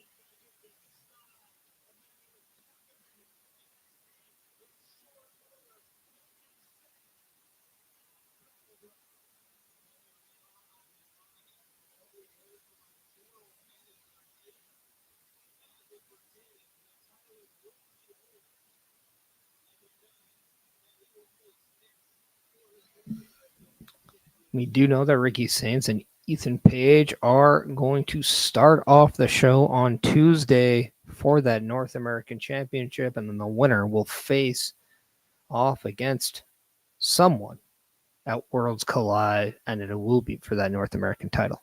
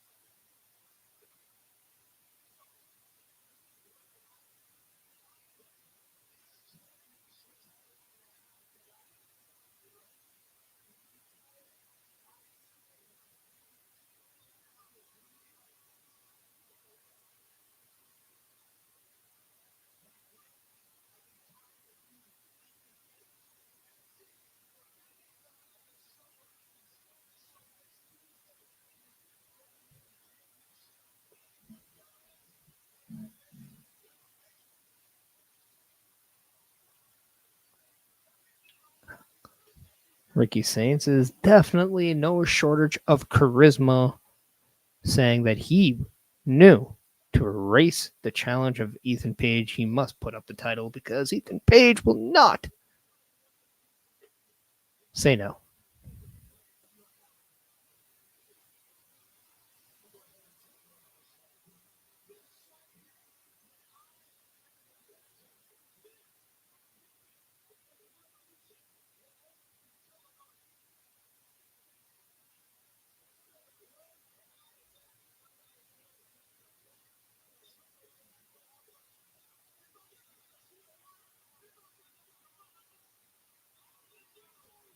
And Ethan Page tries to get the upper hand, but Ricky Saints was luring him in this entire time.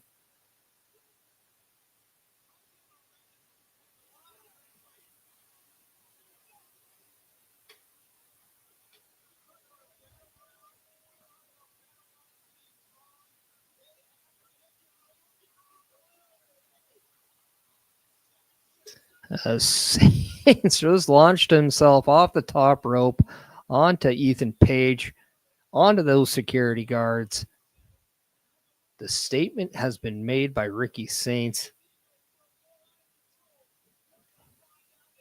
And I don't know if you can advertise a match more than they can. Tuesday, NXT North American Championship, Saints versus Page. Who is going to win? Who is going to be champion? Who is going to be defending that title at Worlds Collide?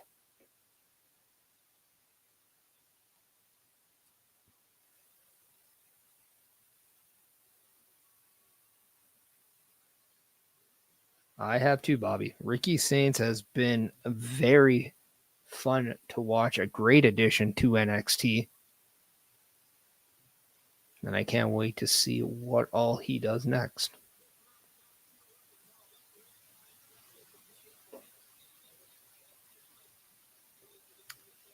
Now, with 2 matches left, we know that the next match will be Obafemi taking on Miles Bourne for the NXT Championship.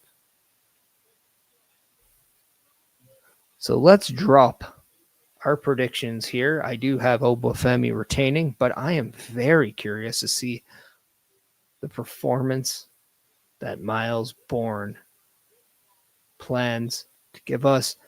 This is definitely an opportunity for him, and I really, really want to see what he is willing to do.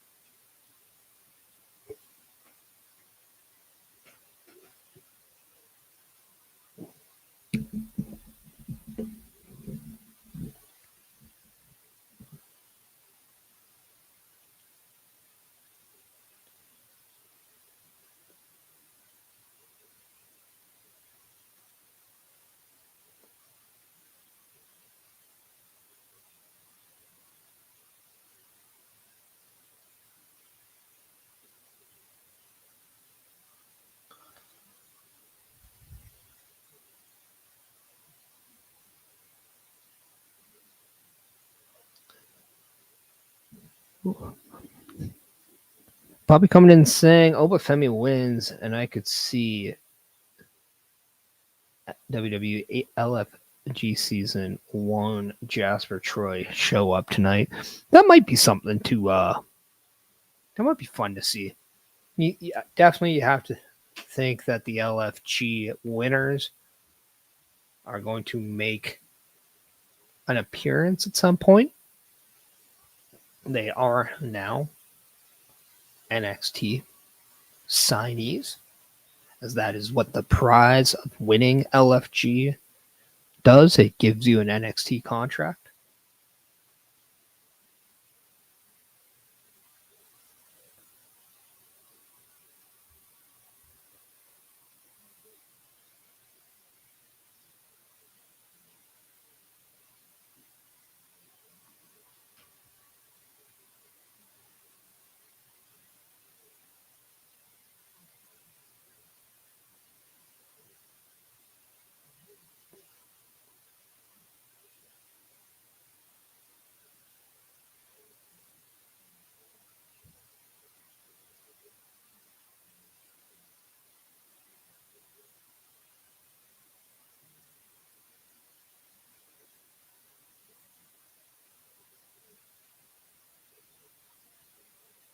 Miles Bourne is sitting down with Vic Joseph. Obviously, this was a prior tape segment, basically saying he wants to use his disability, the fact that he does have a speech impediment, the fact that he is partially deaf. He wants to use that as a power of strength and not a power or not a weakness of disadvantage. And you got to respect that. Obviously, he is not alone in that. We know a lot of people that do have disadvantages in life.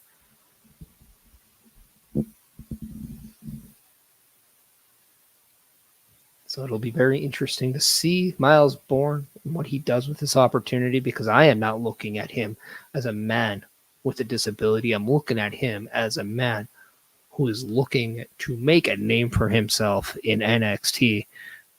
And with a shot against a dominant champion like Obafemi, I want to see what Miles Bourne, the performer, the wrestler, the challenger to a champion, has in store tonight. Because he is definitely the underdog going into this match, but he's definitely an unknown for a lot of fans, as he is now making his way out to the ring with the rest of No Quarter Catch crew.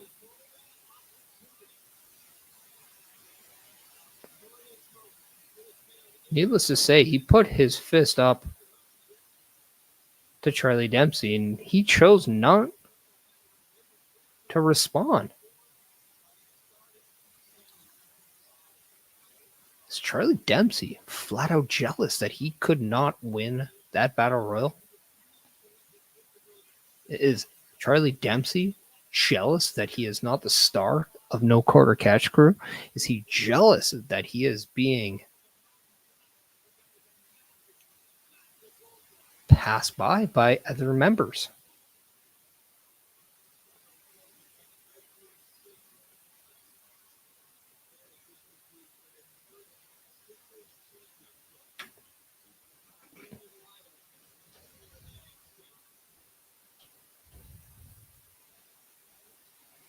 Now, Miles Bourne definitely has a lot of Randy Orton vibes going on.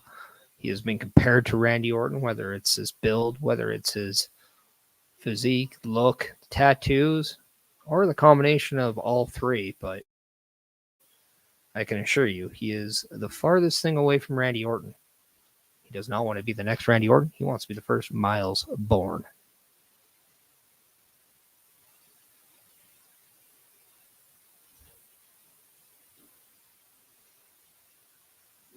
Miles Bourne has a lot of potential. And Obafemi is now making his way out to the ring.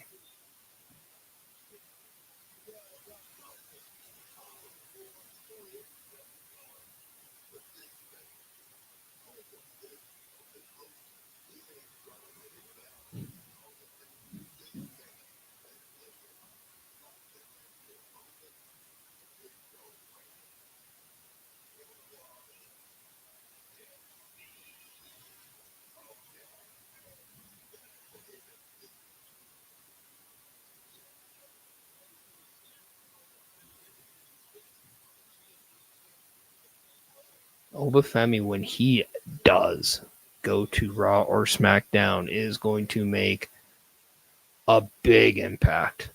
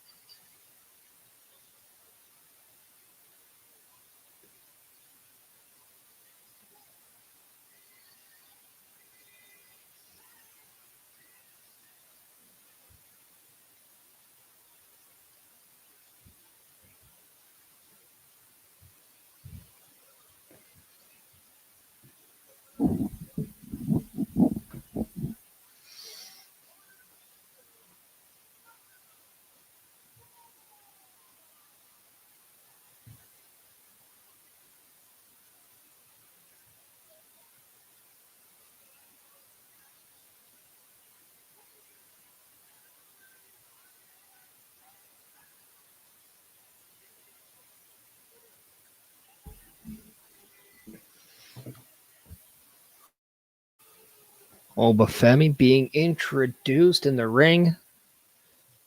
Just an absolute beast.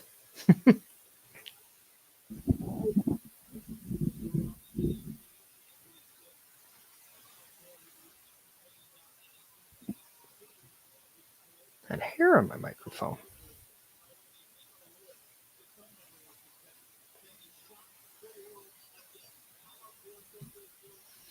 Miles Bourne shocked the world as he became #1 contender earlier this month. Can he do it again? Is the words from Vic Joseph as the bell rings and now the NXT title match is underway. Obafemi takes Miles Bourne to the corner, already showing off the power.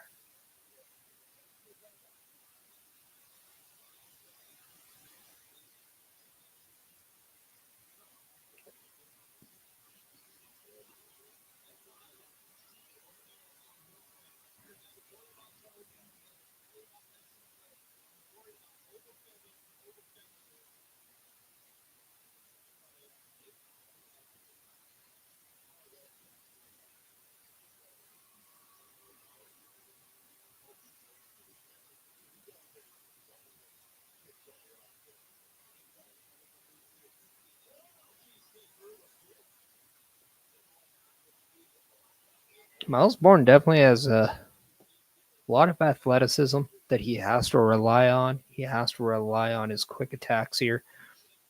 Obafemi does have the experience advantage here. He has the power advantage.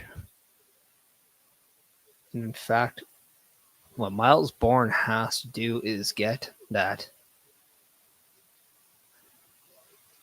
He has to get that out of nowhere type strikes. Yes, I hate to make Randy Orton comparisons, but yes, just like an RKO, the attacks of Miles Bourne have to come from a place of unexpectation, and you have to stun Obafemi. You have to take advantage of it.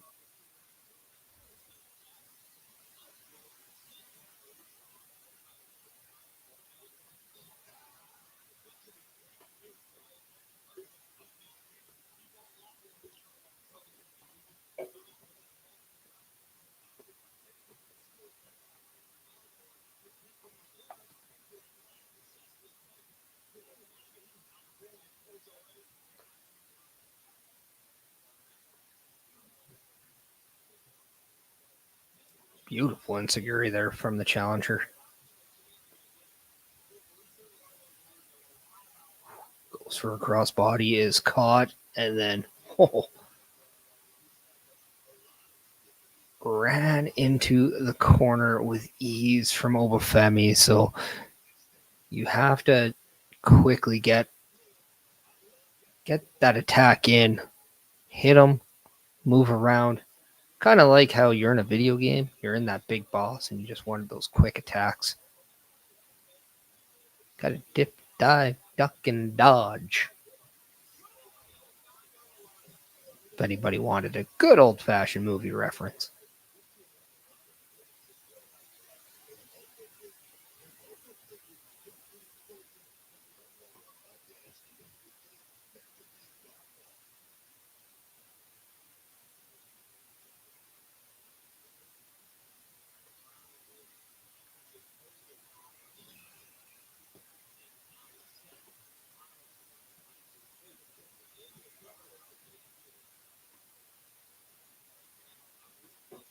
Now, Obafemi has full mount and raining the fists on a Miles Bourne. He has to get out of there if he wants any shot of going any longer against a champion.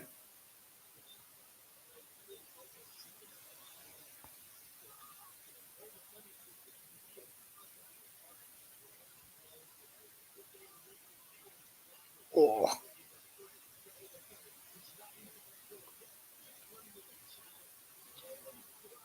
What's very impressive from Obafemi is just the confidence that he now possesses and how comfortable he now is in that ring. He knows exactly who he is. He knows exactly what he needs to do. And he doesn't second guess. And a man at his size, with his speed, it's a very scary quality to possess.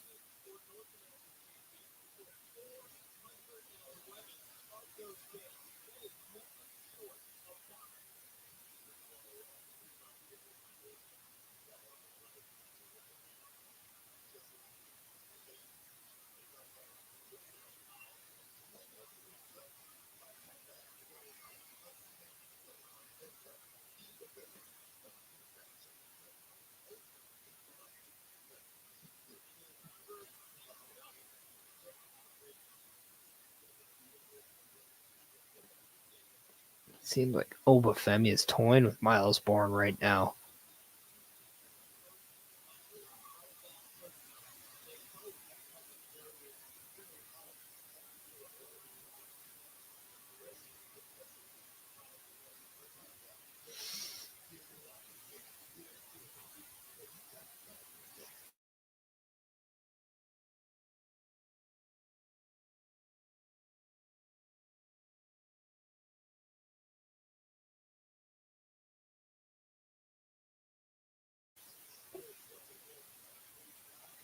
Obafemi not giving Miles Bourne any opportunity to get off the ground. And it's just kicking him, striking him at ease. And if he picks him up, puts him right back down.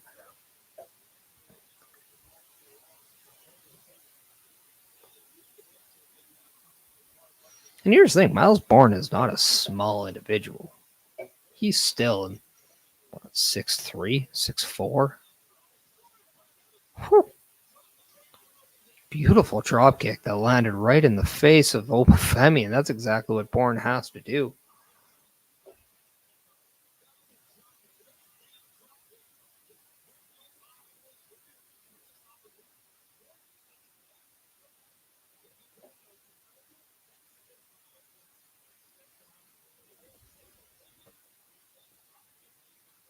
But he's unable to capitalize on that drop kick as Obafemi gets right back in to that control. Now has Miles Bourne bent over like a pretzel on his knee right now.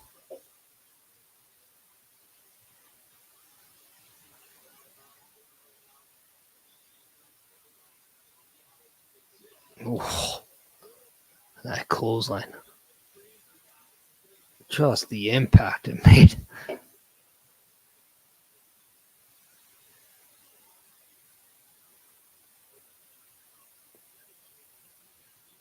The question now is Miles Bourne, how much can he take and continue to get up and move forward? I think that is going to be what goes in. And now he's been able to put a sleeper on the champion. Bobby Miles Bourne would be great as NXT North American champion in the future. Yeah, I mean, that's just it. Like, a lot of these guys have potential to be a champion.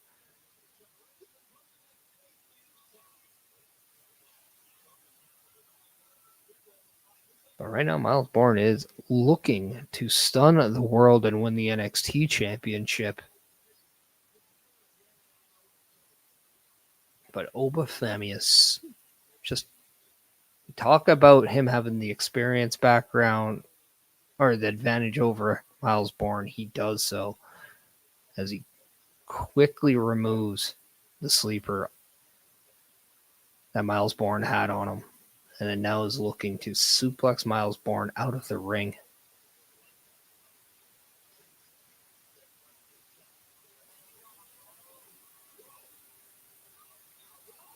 But another drop kick sends Obafemi out to the outside here. Miles Bourne now definitely has an advantage and has opened up a chance here. Oh, but gets caught with just an hellacious elbow right into the face. Oh, that gorilla press into a double knees into the gut. That is something that can just take the wind right out of your system. So you have to really question Miles Bourne and what he has in that gas tank now.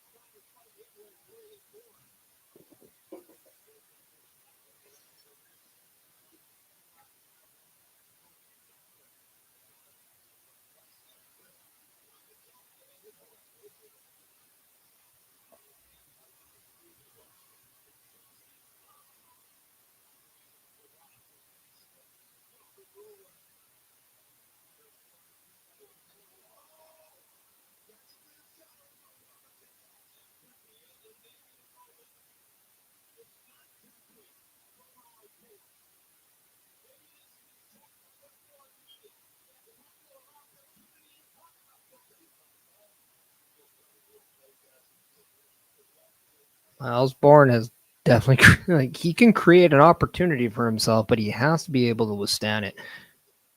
Anytime he gives himself an opportunity here, he hasn't been able to make much out of it. He is doing so now. He has the champ reeling for the first time in this match.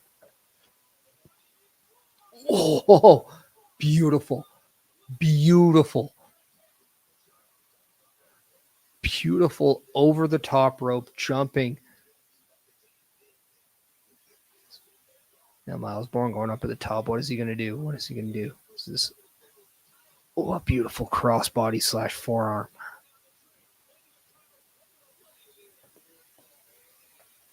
And he got a good long 2 out of that. So he has the champion reeling. Went for a belly to belly. That's a questionable move.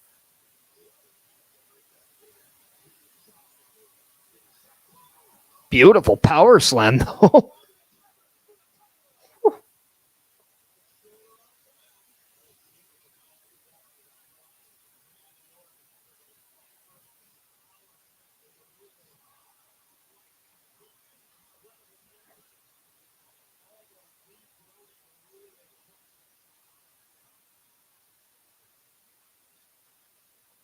The crowd is chanting RKO. Oh, this is a standing moonsault.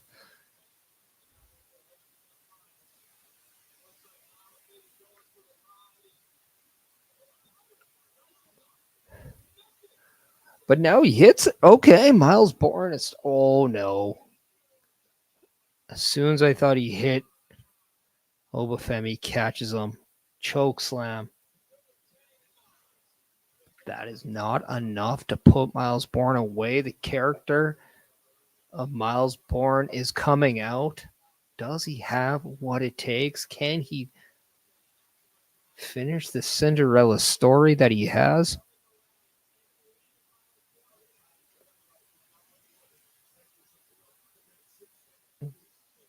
Going for a German, but I just don't know if he has it.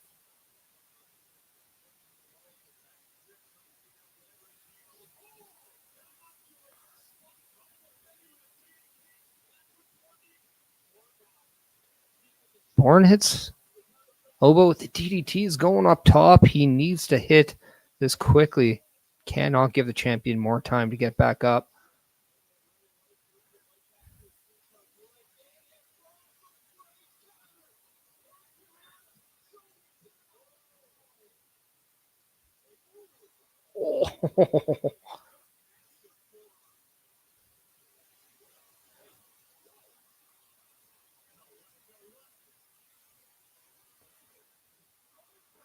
Bourne just hits Obafemi with a suplex. He caught him as he was trying to do his back elbow into the corner there. He has opened up an opportunity now. He goes back up again. Is he going to go for that frog splash?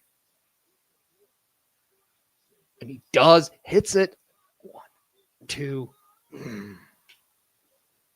Just a 2 count.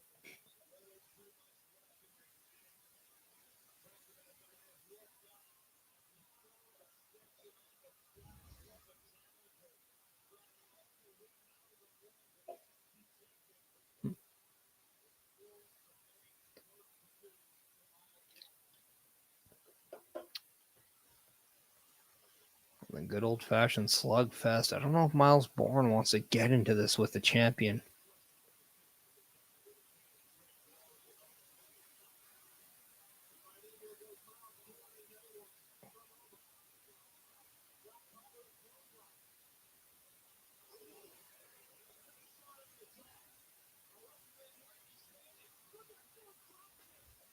Miles Bourne is definitely relying on that drop kick in this match. That is number 4 that he has hit.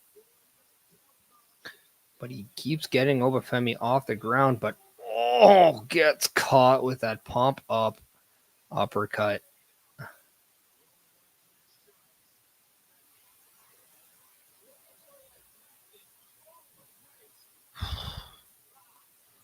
Big power bomb. Not enough. Miles Bourne has kicked out, still in this match.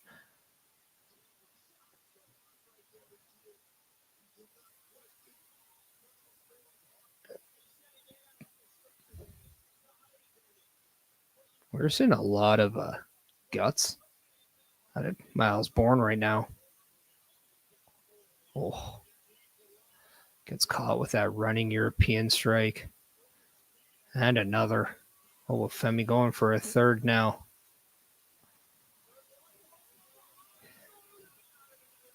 Bourne catches him on a roll up, does not get the 3.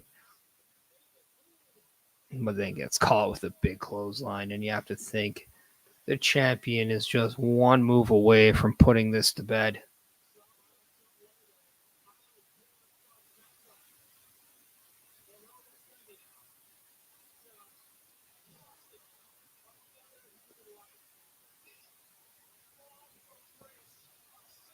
A second fall from grace.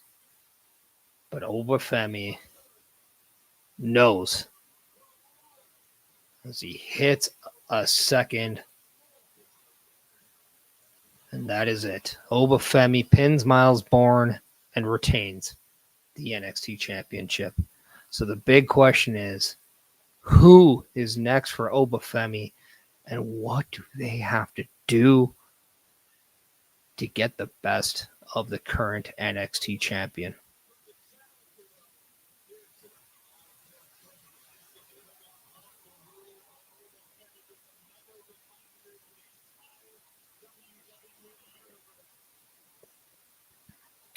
A good showing by Miles Bourne, but let's give the champion his credit. A great showing from Obafemi.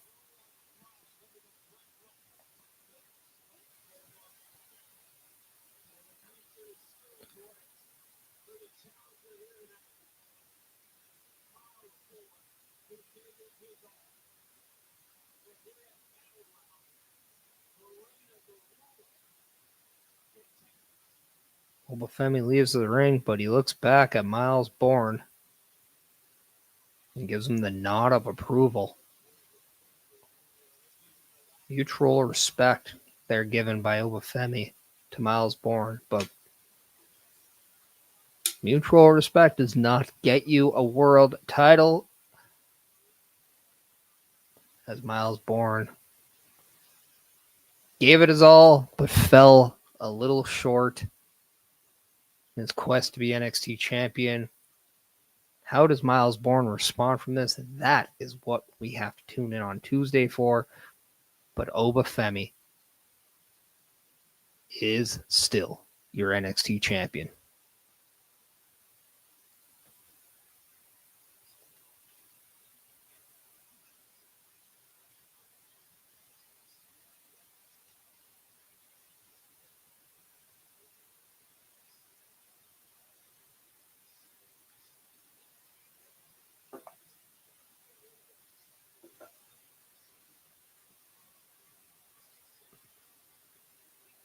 You know, I've realized I've always had earpieces in, and for the most part, it just became so natural that I realized, hey, it's always because I need them to hear when we're doing things with other people.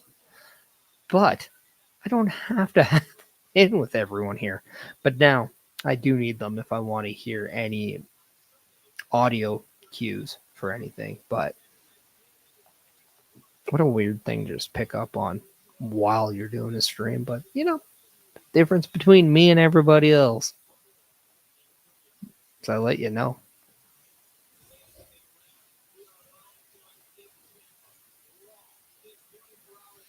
So far, the rundown of Battleground Tampa. We had Sol Ruka defeat Kalani Jordan for the North American Championship. Hank Tank and Josh Briggs defeat the Culling. Stacks defeat Tony D'Angelo. Stephanie Fakir defeats Jordan Grace for the NXT Women's title. Nova Femi has defeated Miles Bourne for the NXT Championship, as we do see Ava breaking up a heated backstage argument with Stephanie Fakir and the women of AAA.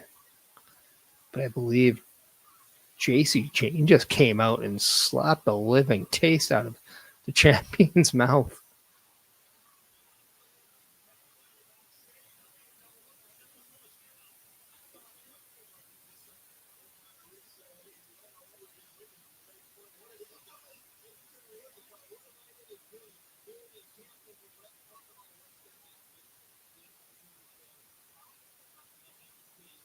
As Vic Joseph is promoting this Tuesday the North American Championship match between Ricky Saints and Ethan Page. Winner that will face someone at Worlds Collide for that same championship. But we will also see the in-ring debut of Jasper Troy, Season 1 LFG winner. So, Bobby, you asked about Jasper Troy. This is what we'll get on Tuesday. Tatum Paxley versus Jada Parker. I'm very interested in Tatum Paxley, as just like Zoe Stark, everyone she was lined with is no longer with the company. And this Tuesday, we will see the NXT debut of Mike Santana as he takes on Tavian Heights. But coming up next is the main event. And for the first time ever, the TNA World Championship is on the line. Joe Hendry defends against Trick Williams.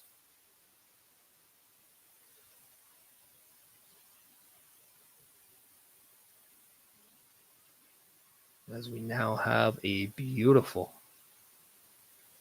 promotional video narrated by the one, the only, the phenomenal AJ Styles, talking about the history of the TNA World Championship, held by a lot of current WWE superstars like Penta, like Chris Sabin, like Alex Shelley, like now known as LA Knight, Drew McIntyre, just to name a few.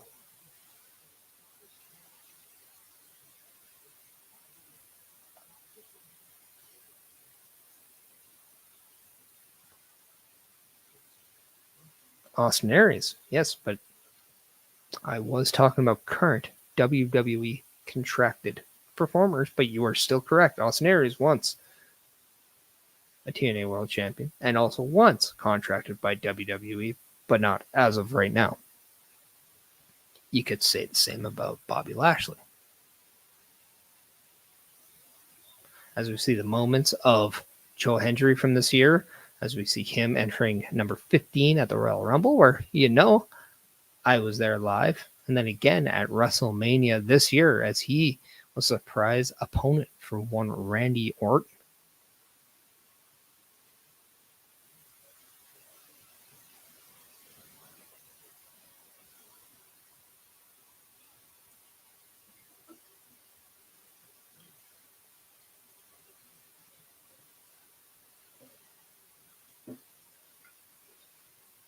turns now to Trick Williams and his quest, as he went from someone who was a long shot to now someone who calls the shots.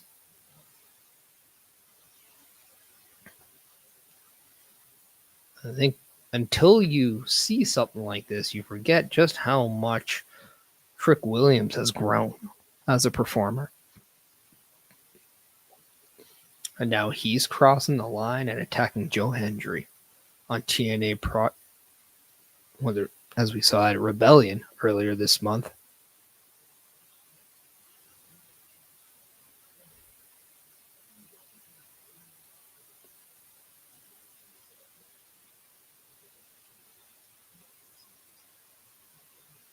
So at the end of this match, do we see Joe Hendry whoop that Trick, or do we see Trick Williams believe in Joe Hendry? I know that sounds like the same thing. Joe Hendry wins. But whoop that Trick is definitely something that Trick Williams says. So maybe it's a form of advantage to Trick Williams. Bobby's rooting for Joe Hendry. I do think it's very much likely that Joe Hendry does retain this championship. I cannot see otherwise. As we see Carlos Silva, the president of TNA Wrestling, in attendance, as he has one of the most awkward-looking TNA Wrestling hats there is, in case you needed to know who he was. But right now we have the music of Trick Williams, as he is the first one out.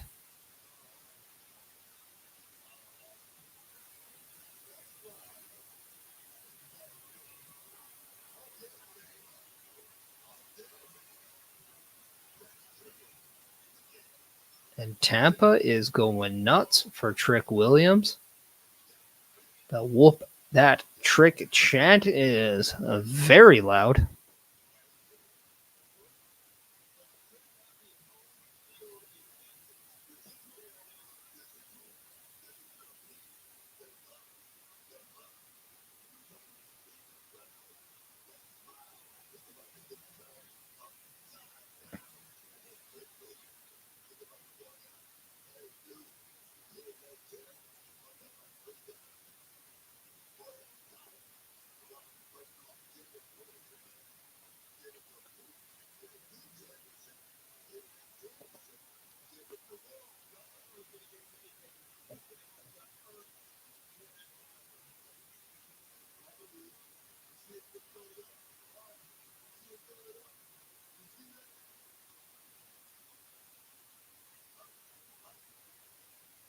And here comes the champion.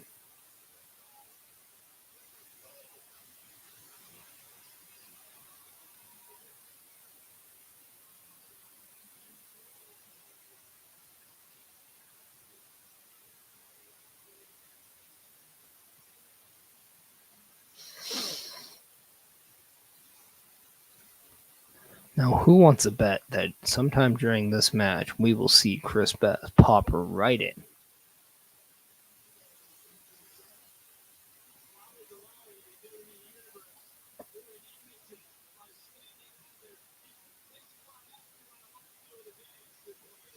Joe Hendry is 126 days as TNA champion. This is his 6th title defense as champion.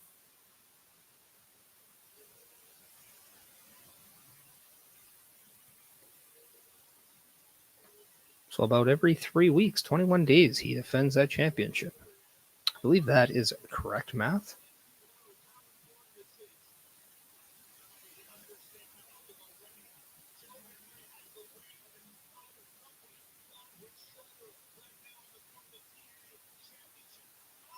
On the money. On the money.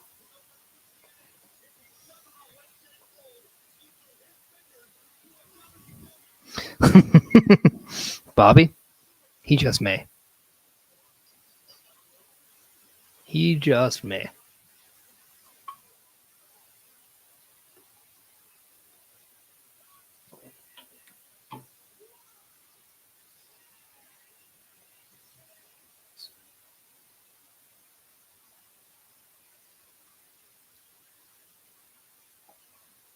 I'm going to show you guys something.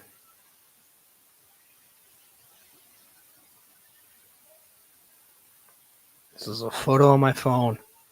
Look at that bad boy. Look at that bad boy.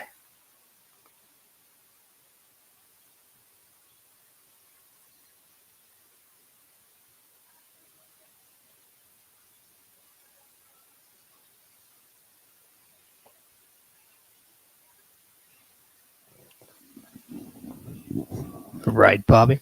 I may or may not have wrestled on a show with a TNA World Champion before.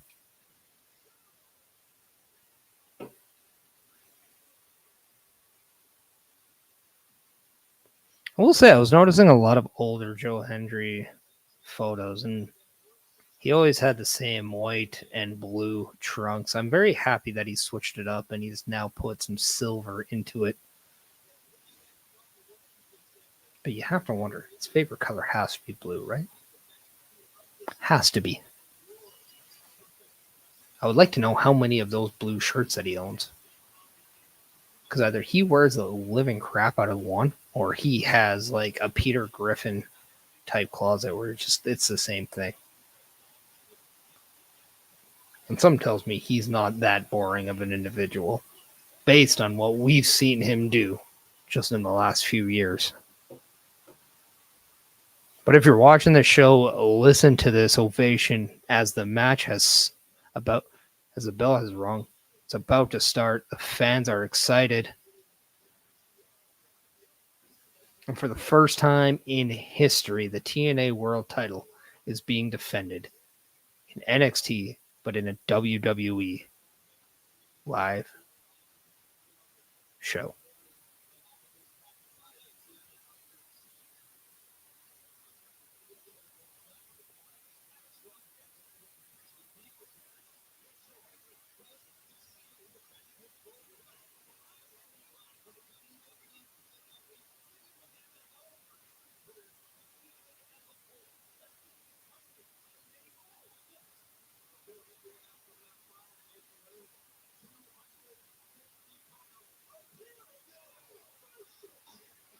And right off that get, Joe Hendry does a stage dive leap over the top rope to Trick Williams. That is how he responds from getting a face shoved by Trick Williams. You gotta love the take no prisoner mentality from the TNA World Champion.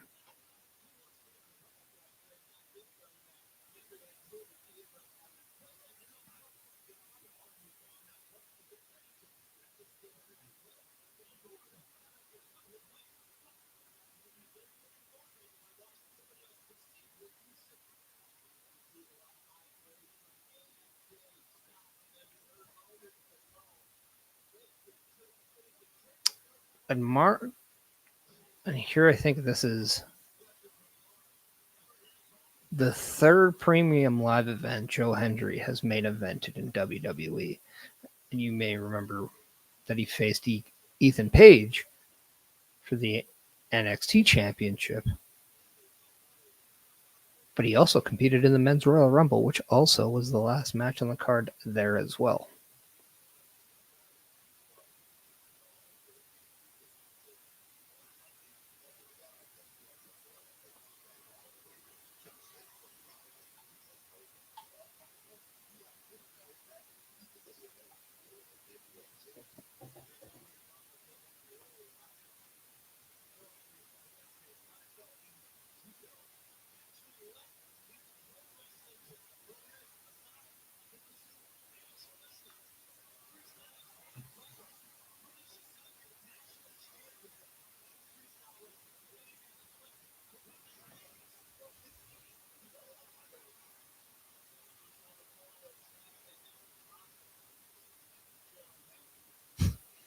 Beautiful mock by Trick Williams there, getting in the head of the TNA World Champion.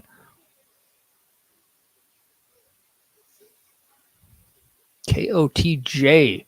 Those initials are on the back of Trick Williams' tights right now. Very intrigued to see what that stands for.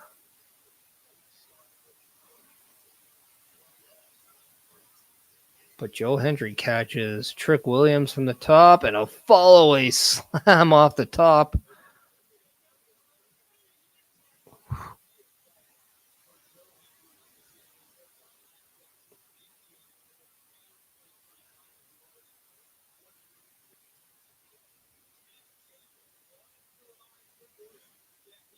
Man, how strange does it look to see that shot of a TNA World Championship on that padded pedestal while watching a WWE NXT program show?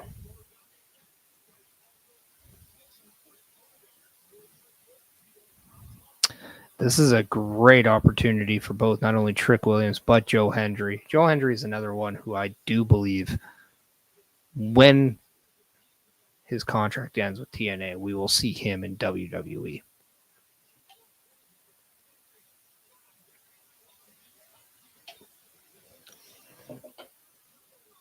You know you've made an impact, pun intended, when guys like Shawn Michaels from NXT and Triple H have both been so impressed by what you've done that they know your next appearance is not your last.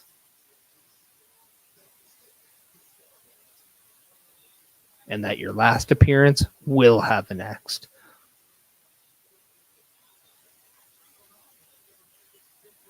Flurry uppercuts given by the champion here.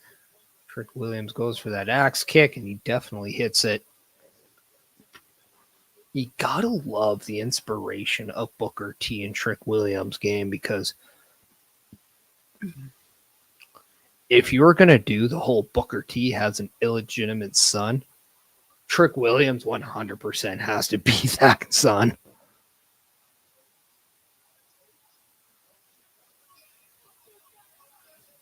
Oh, as Trick Williams does a spinner Rooney, and he gets too caught into the showboating. He gets caught by a rock bottom, a bookend by Joe Hendry.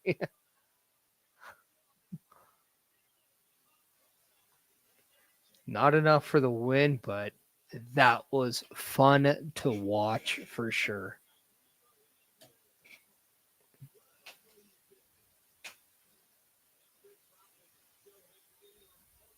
Bobby, I have to ask. My chair squeaks a little bit. Can you hear it on here?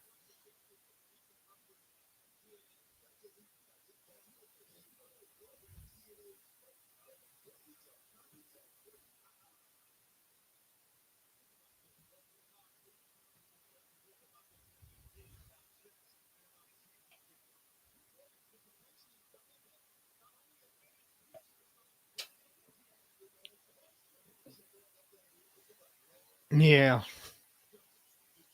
Well, the mic is like right by it, so I was kind of wondering. It's weird because like I have my TV on a good volume and you can't pick that up.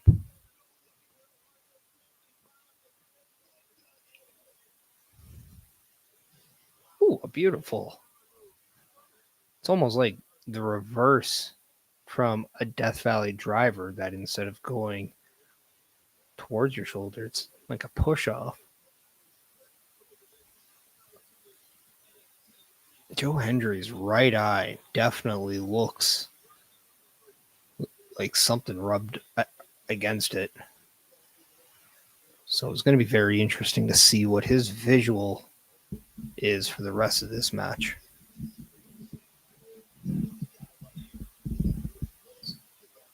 So what I'm going to do is I'm going to point my microphone over towards the television.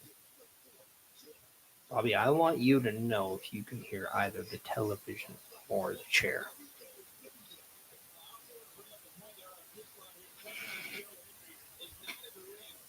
Probably can hear the chair because that is a loud one.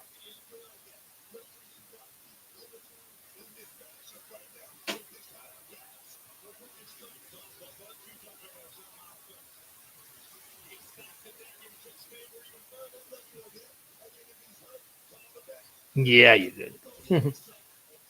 In fairness, I tried to get it as loud as possible too, so That's pretty funny.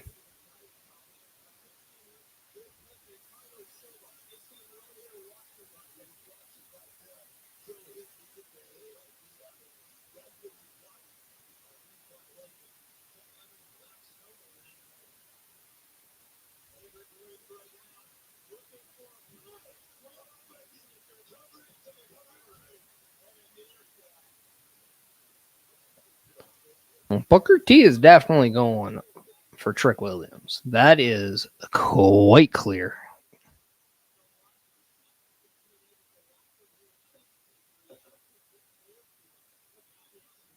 This Joe Hendry is still bothered by that eye.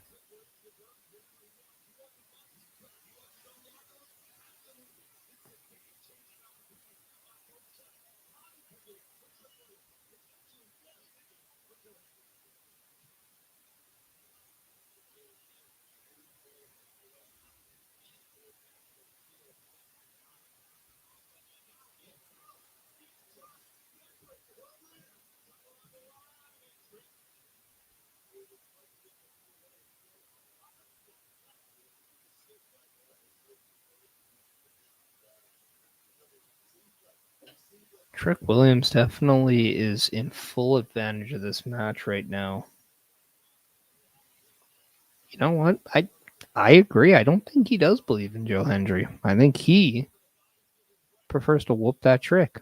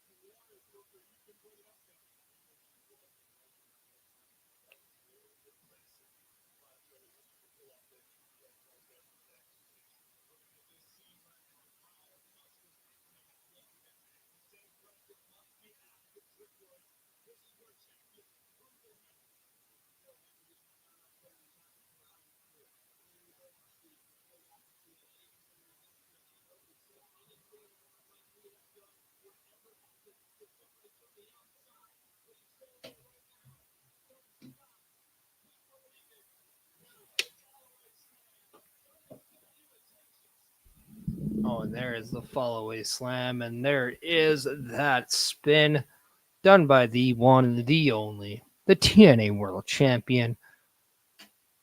It can be duplicated, but it can never be authentic like it is when Joe Hendry does it.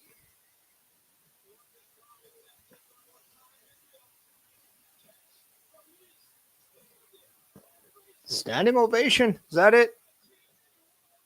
Trick gets the foot on the ropes. This match will continue.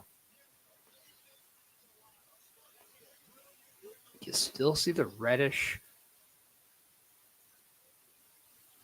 kind of around the eye of Joe Hendry. It is his eyelid is definitely larger than his other one.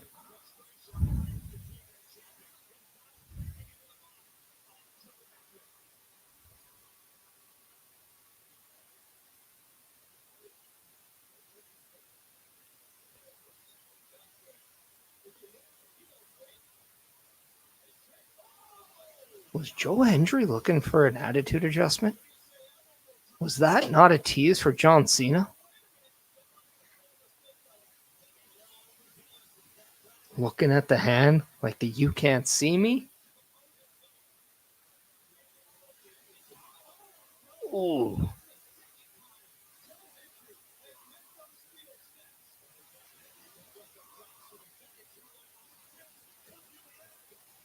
Trick looking for that bookend, and he hits it on Joe Hendry on the announce table.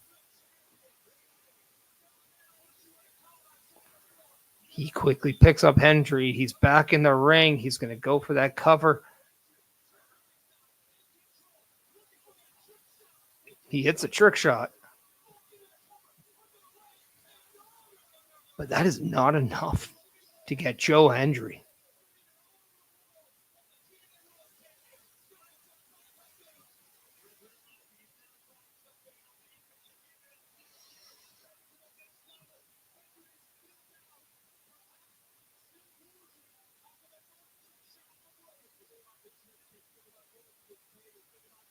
Trick Williams goes to the outside. He picks up the TNA World title.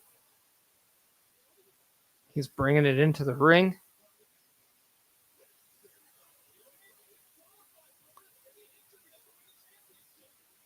The referee retrieves it. Joe Hendry rolls him up. Not enough. Title remains there. Oh, Joe Hendry goes to the eyes, though.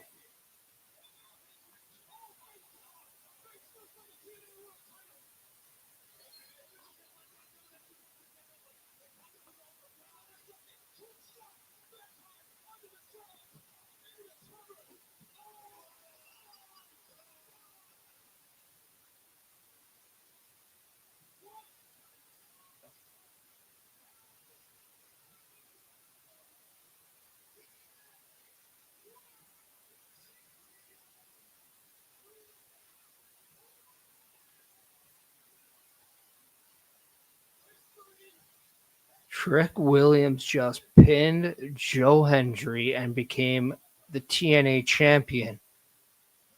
But let's also note that Trick Williams brought the TNA title into the ring and delivered a flapjack onto Joe Hendry, whose face hit that title before hitting a trick shot.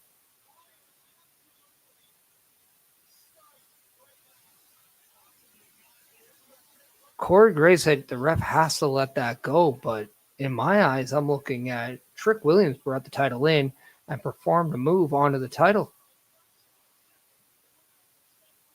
I believe that is a disqualification in my eyes.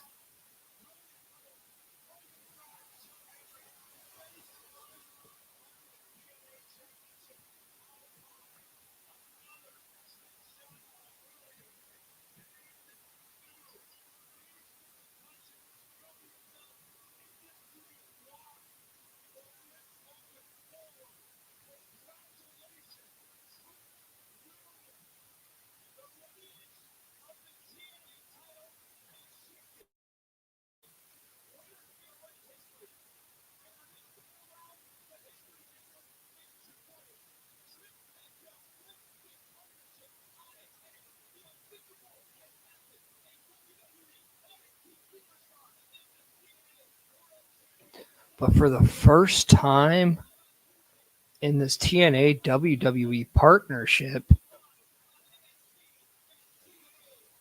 someone from another company is holding a championship from the other company. And Trick Williams, as the broadcast ends, holds up the TNA World title as your new TNA World Champion. You have to wonder, when you heard about this main eventing, that something big was going to happen. But did anybody ever think that Joe Hendry was going to lose the TNA World Championship?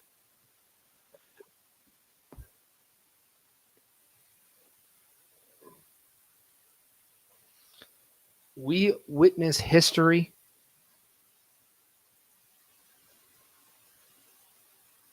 And I don't know what to say. Trick Williams just won the TNA World Heavyweight Championship.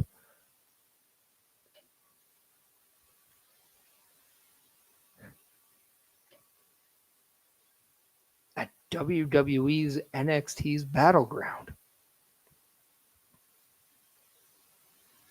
Bobby's saying Trick Williams has a big target on his back, and that couldn't be more true.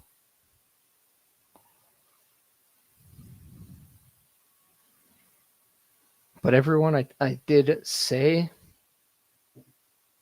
that at the end of this show, I will raid out on Twitch.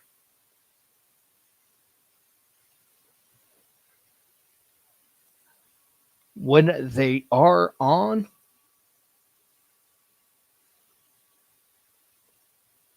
I am going to raid out to our local establishment. We saw history made here on NXT. And as someone who's going to try to do NXT on their own. A little bit of history for you guys. I once was the first voice of taking over, so I will try to pass on to the new voices of taking over. So one last time, I'm going to play the weekly calendar for Turnbuckle Studios and the Turnbuckle Affiliation Program. So I can just let the TNA World title sink in that it's not held by a TNA superstar anymore. So one last time, here is the weekly calendar. Turnbuckle Studios and the Turnbuckle Affiliation Program bring you the week of streams. All times are in Eastern Time. Monday nights you get the Locker Room Breakdown at 7 p.m., followed by the Raw Patrol at 8 p.m. Tuesday brings you the flagship show, Turnbuckle Talk, at 8:05 p.m. Wednesday we play games with the PlayStation Showcase at 8 p.m. Thursday we got total non-stop action with Brace for Impact at 8 p.m. Friday we game again with Unleashed, the Jessica Wilde story at 7 p.m. Following the game, join us for the SmackDown Security Detail at 8 p.m. The weekend brings you Saturday Night Gaming at 8 p.m. On Sunday be sure to catch the Chris Parrish podcast at 12:15 p.m. followed by the Boar's Nest at 8 p.m. Be part of the shows and join the chat every day.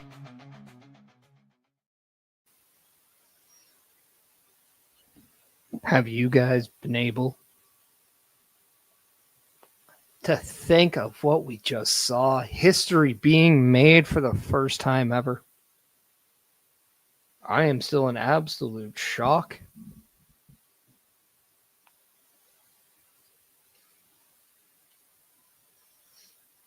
But let me know what you guys think. My name has been Chris Parrish. And to follow me, you can check out my link tree. That is down below. You can get a hold of all my social medias. You can check out the 5 platforms of doom I like to call the Facebook, the YouTube, the Twitch, the X, and the Instagram, where tonight we set history, as this was the very first program for Instagram subscribers. I appreciate to anyone who does subscribe. You have no idea how much I appreciate the ones who do that. You can see me next tomorrow as I run in on the Raw Patrol at 8 p.m. Eastern Time, as we have a wonderful Raw tomorrow. Only for Tuesday and NXT to be back, and what a can't miss episode of NXT. What a can't miss episode of NXT.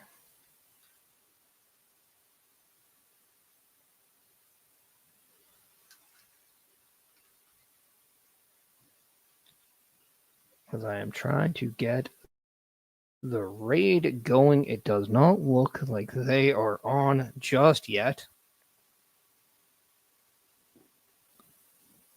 So until now, I'm going to raid out to someone who I believe will probably raid to them.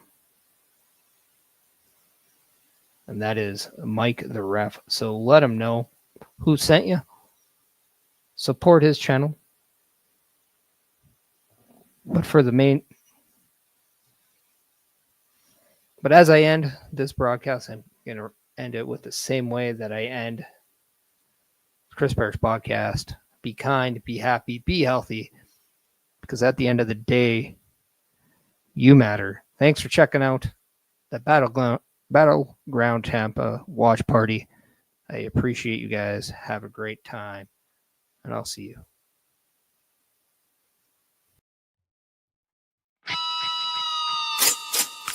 Rip through the clouds, faster, catch us from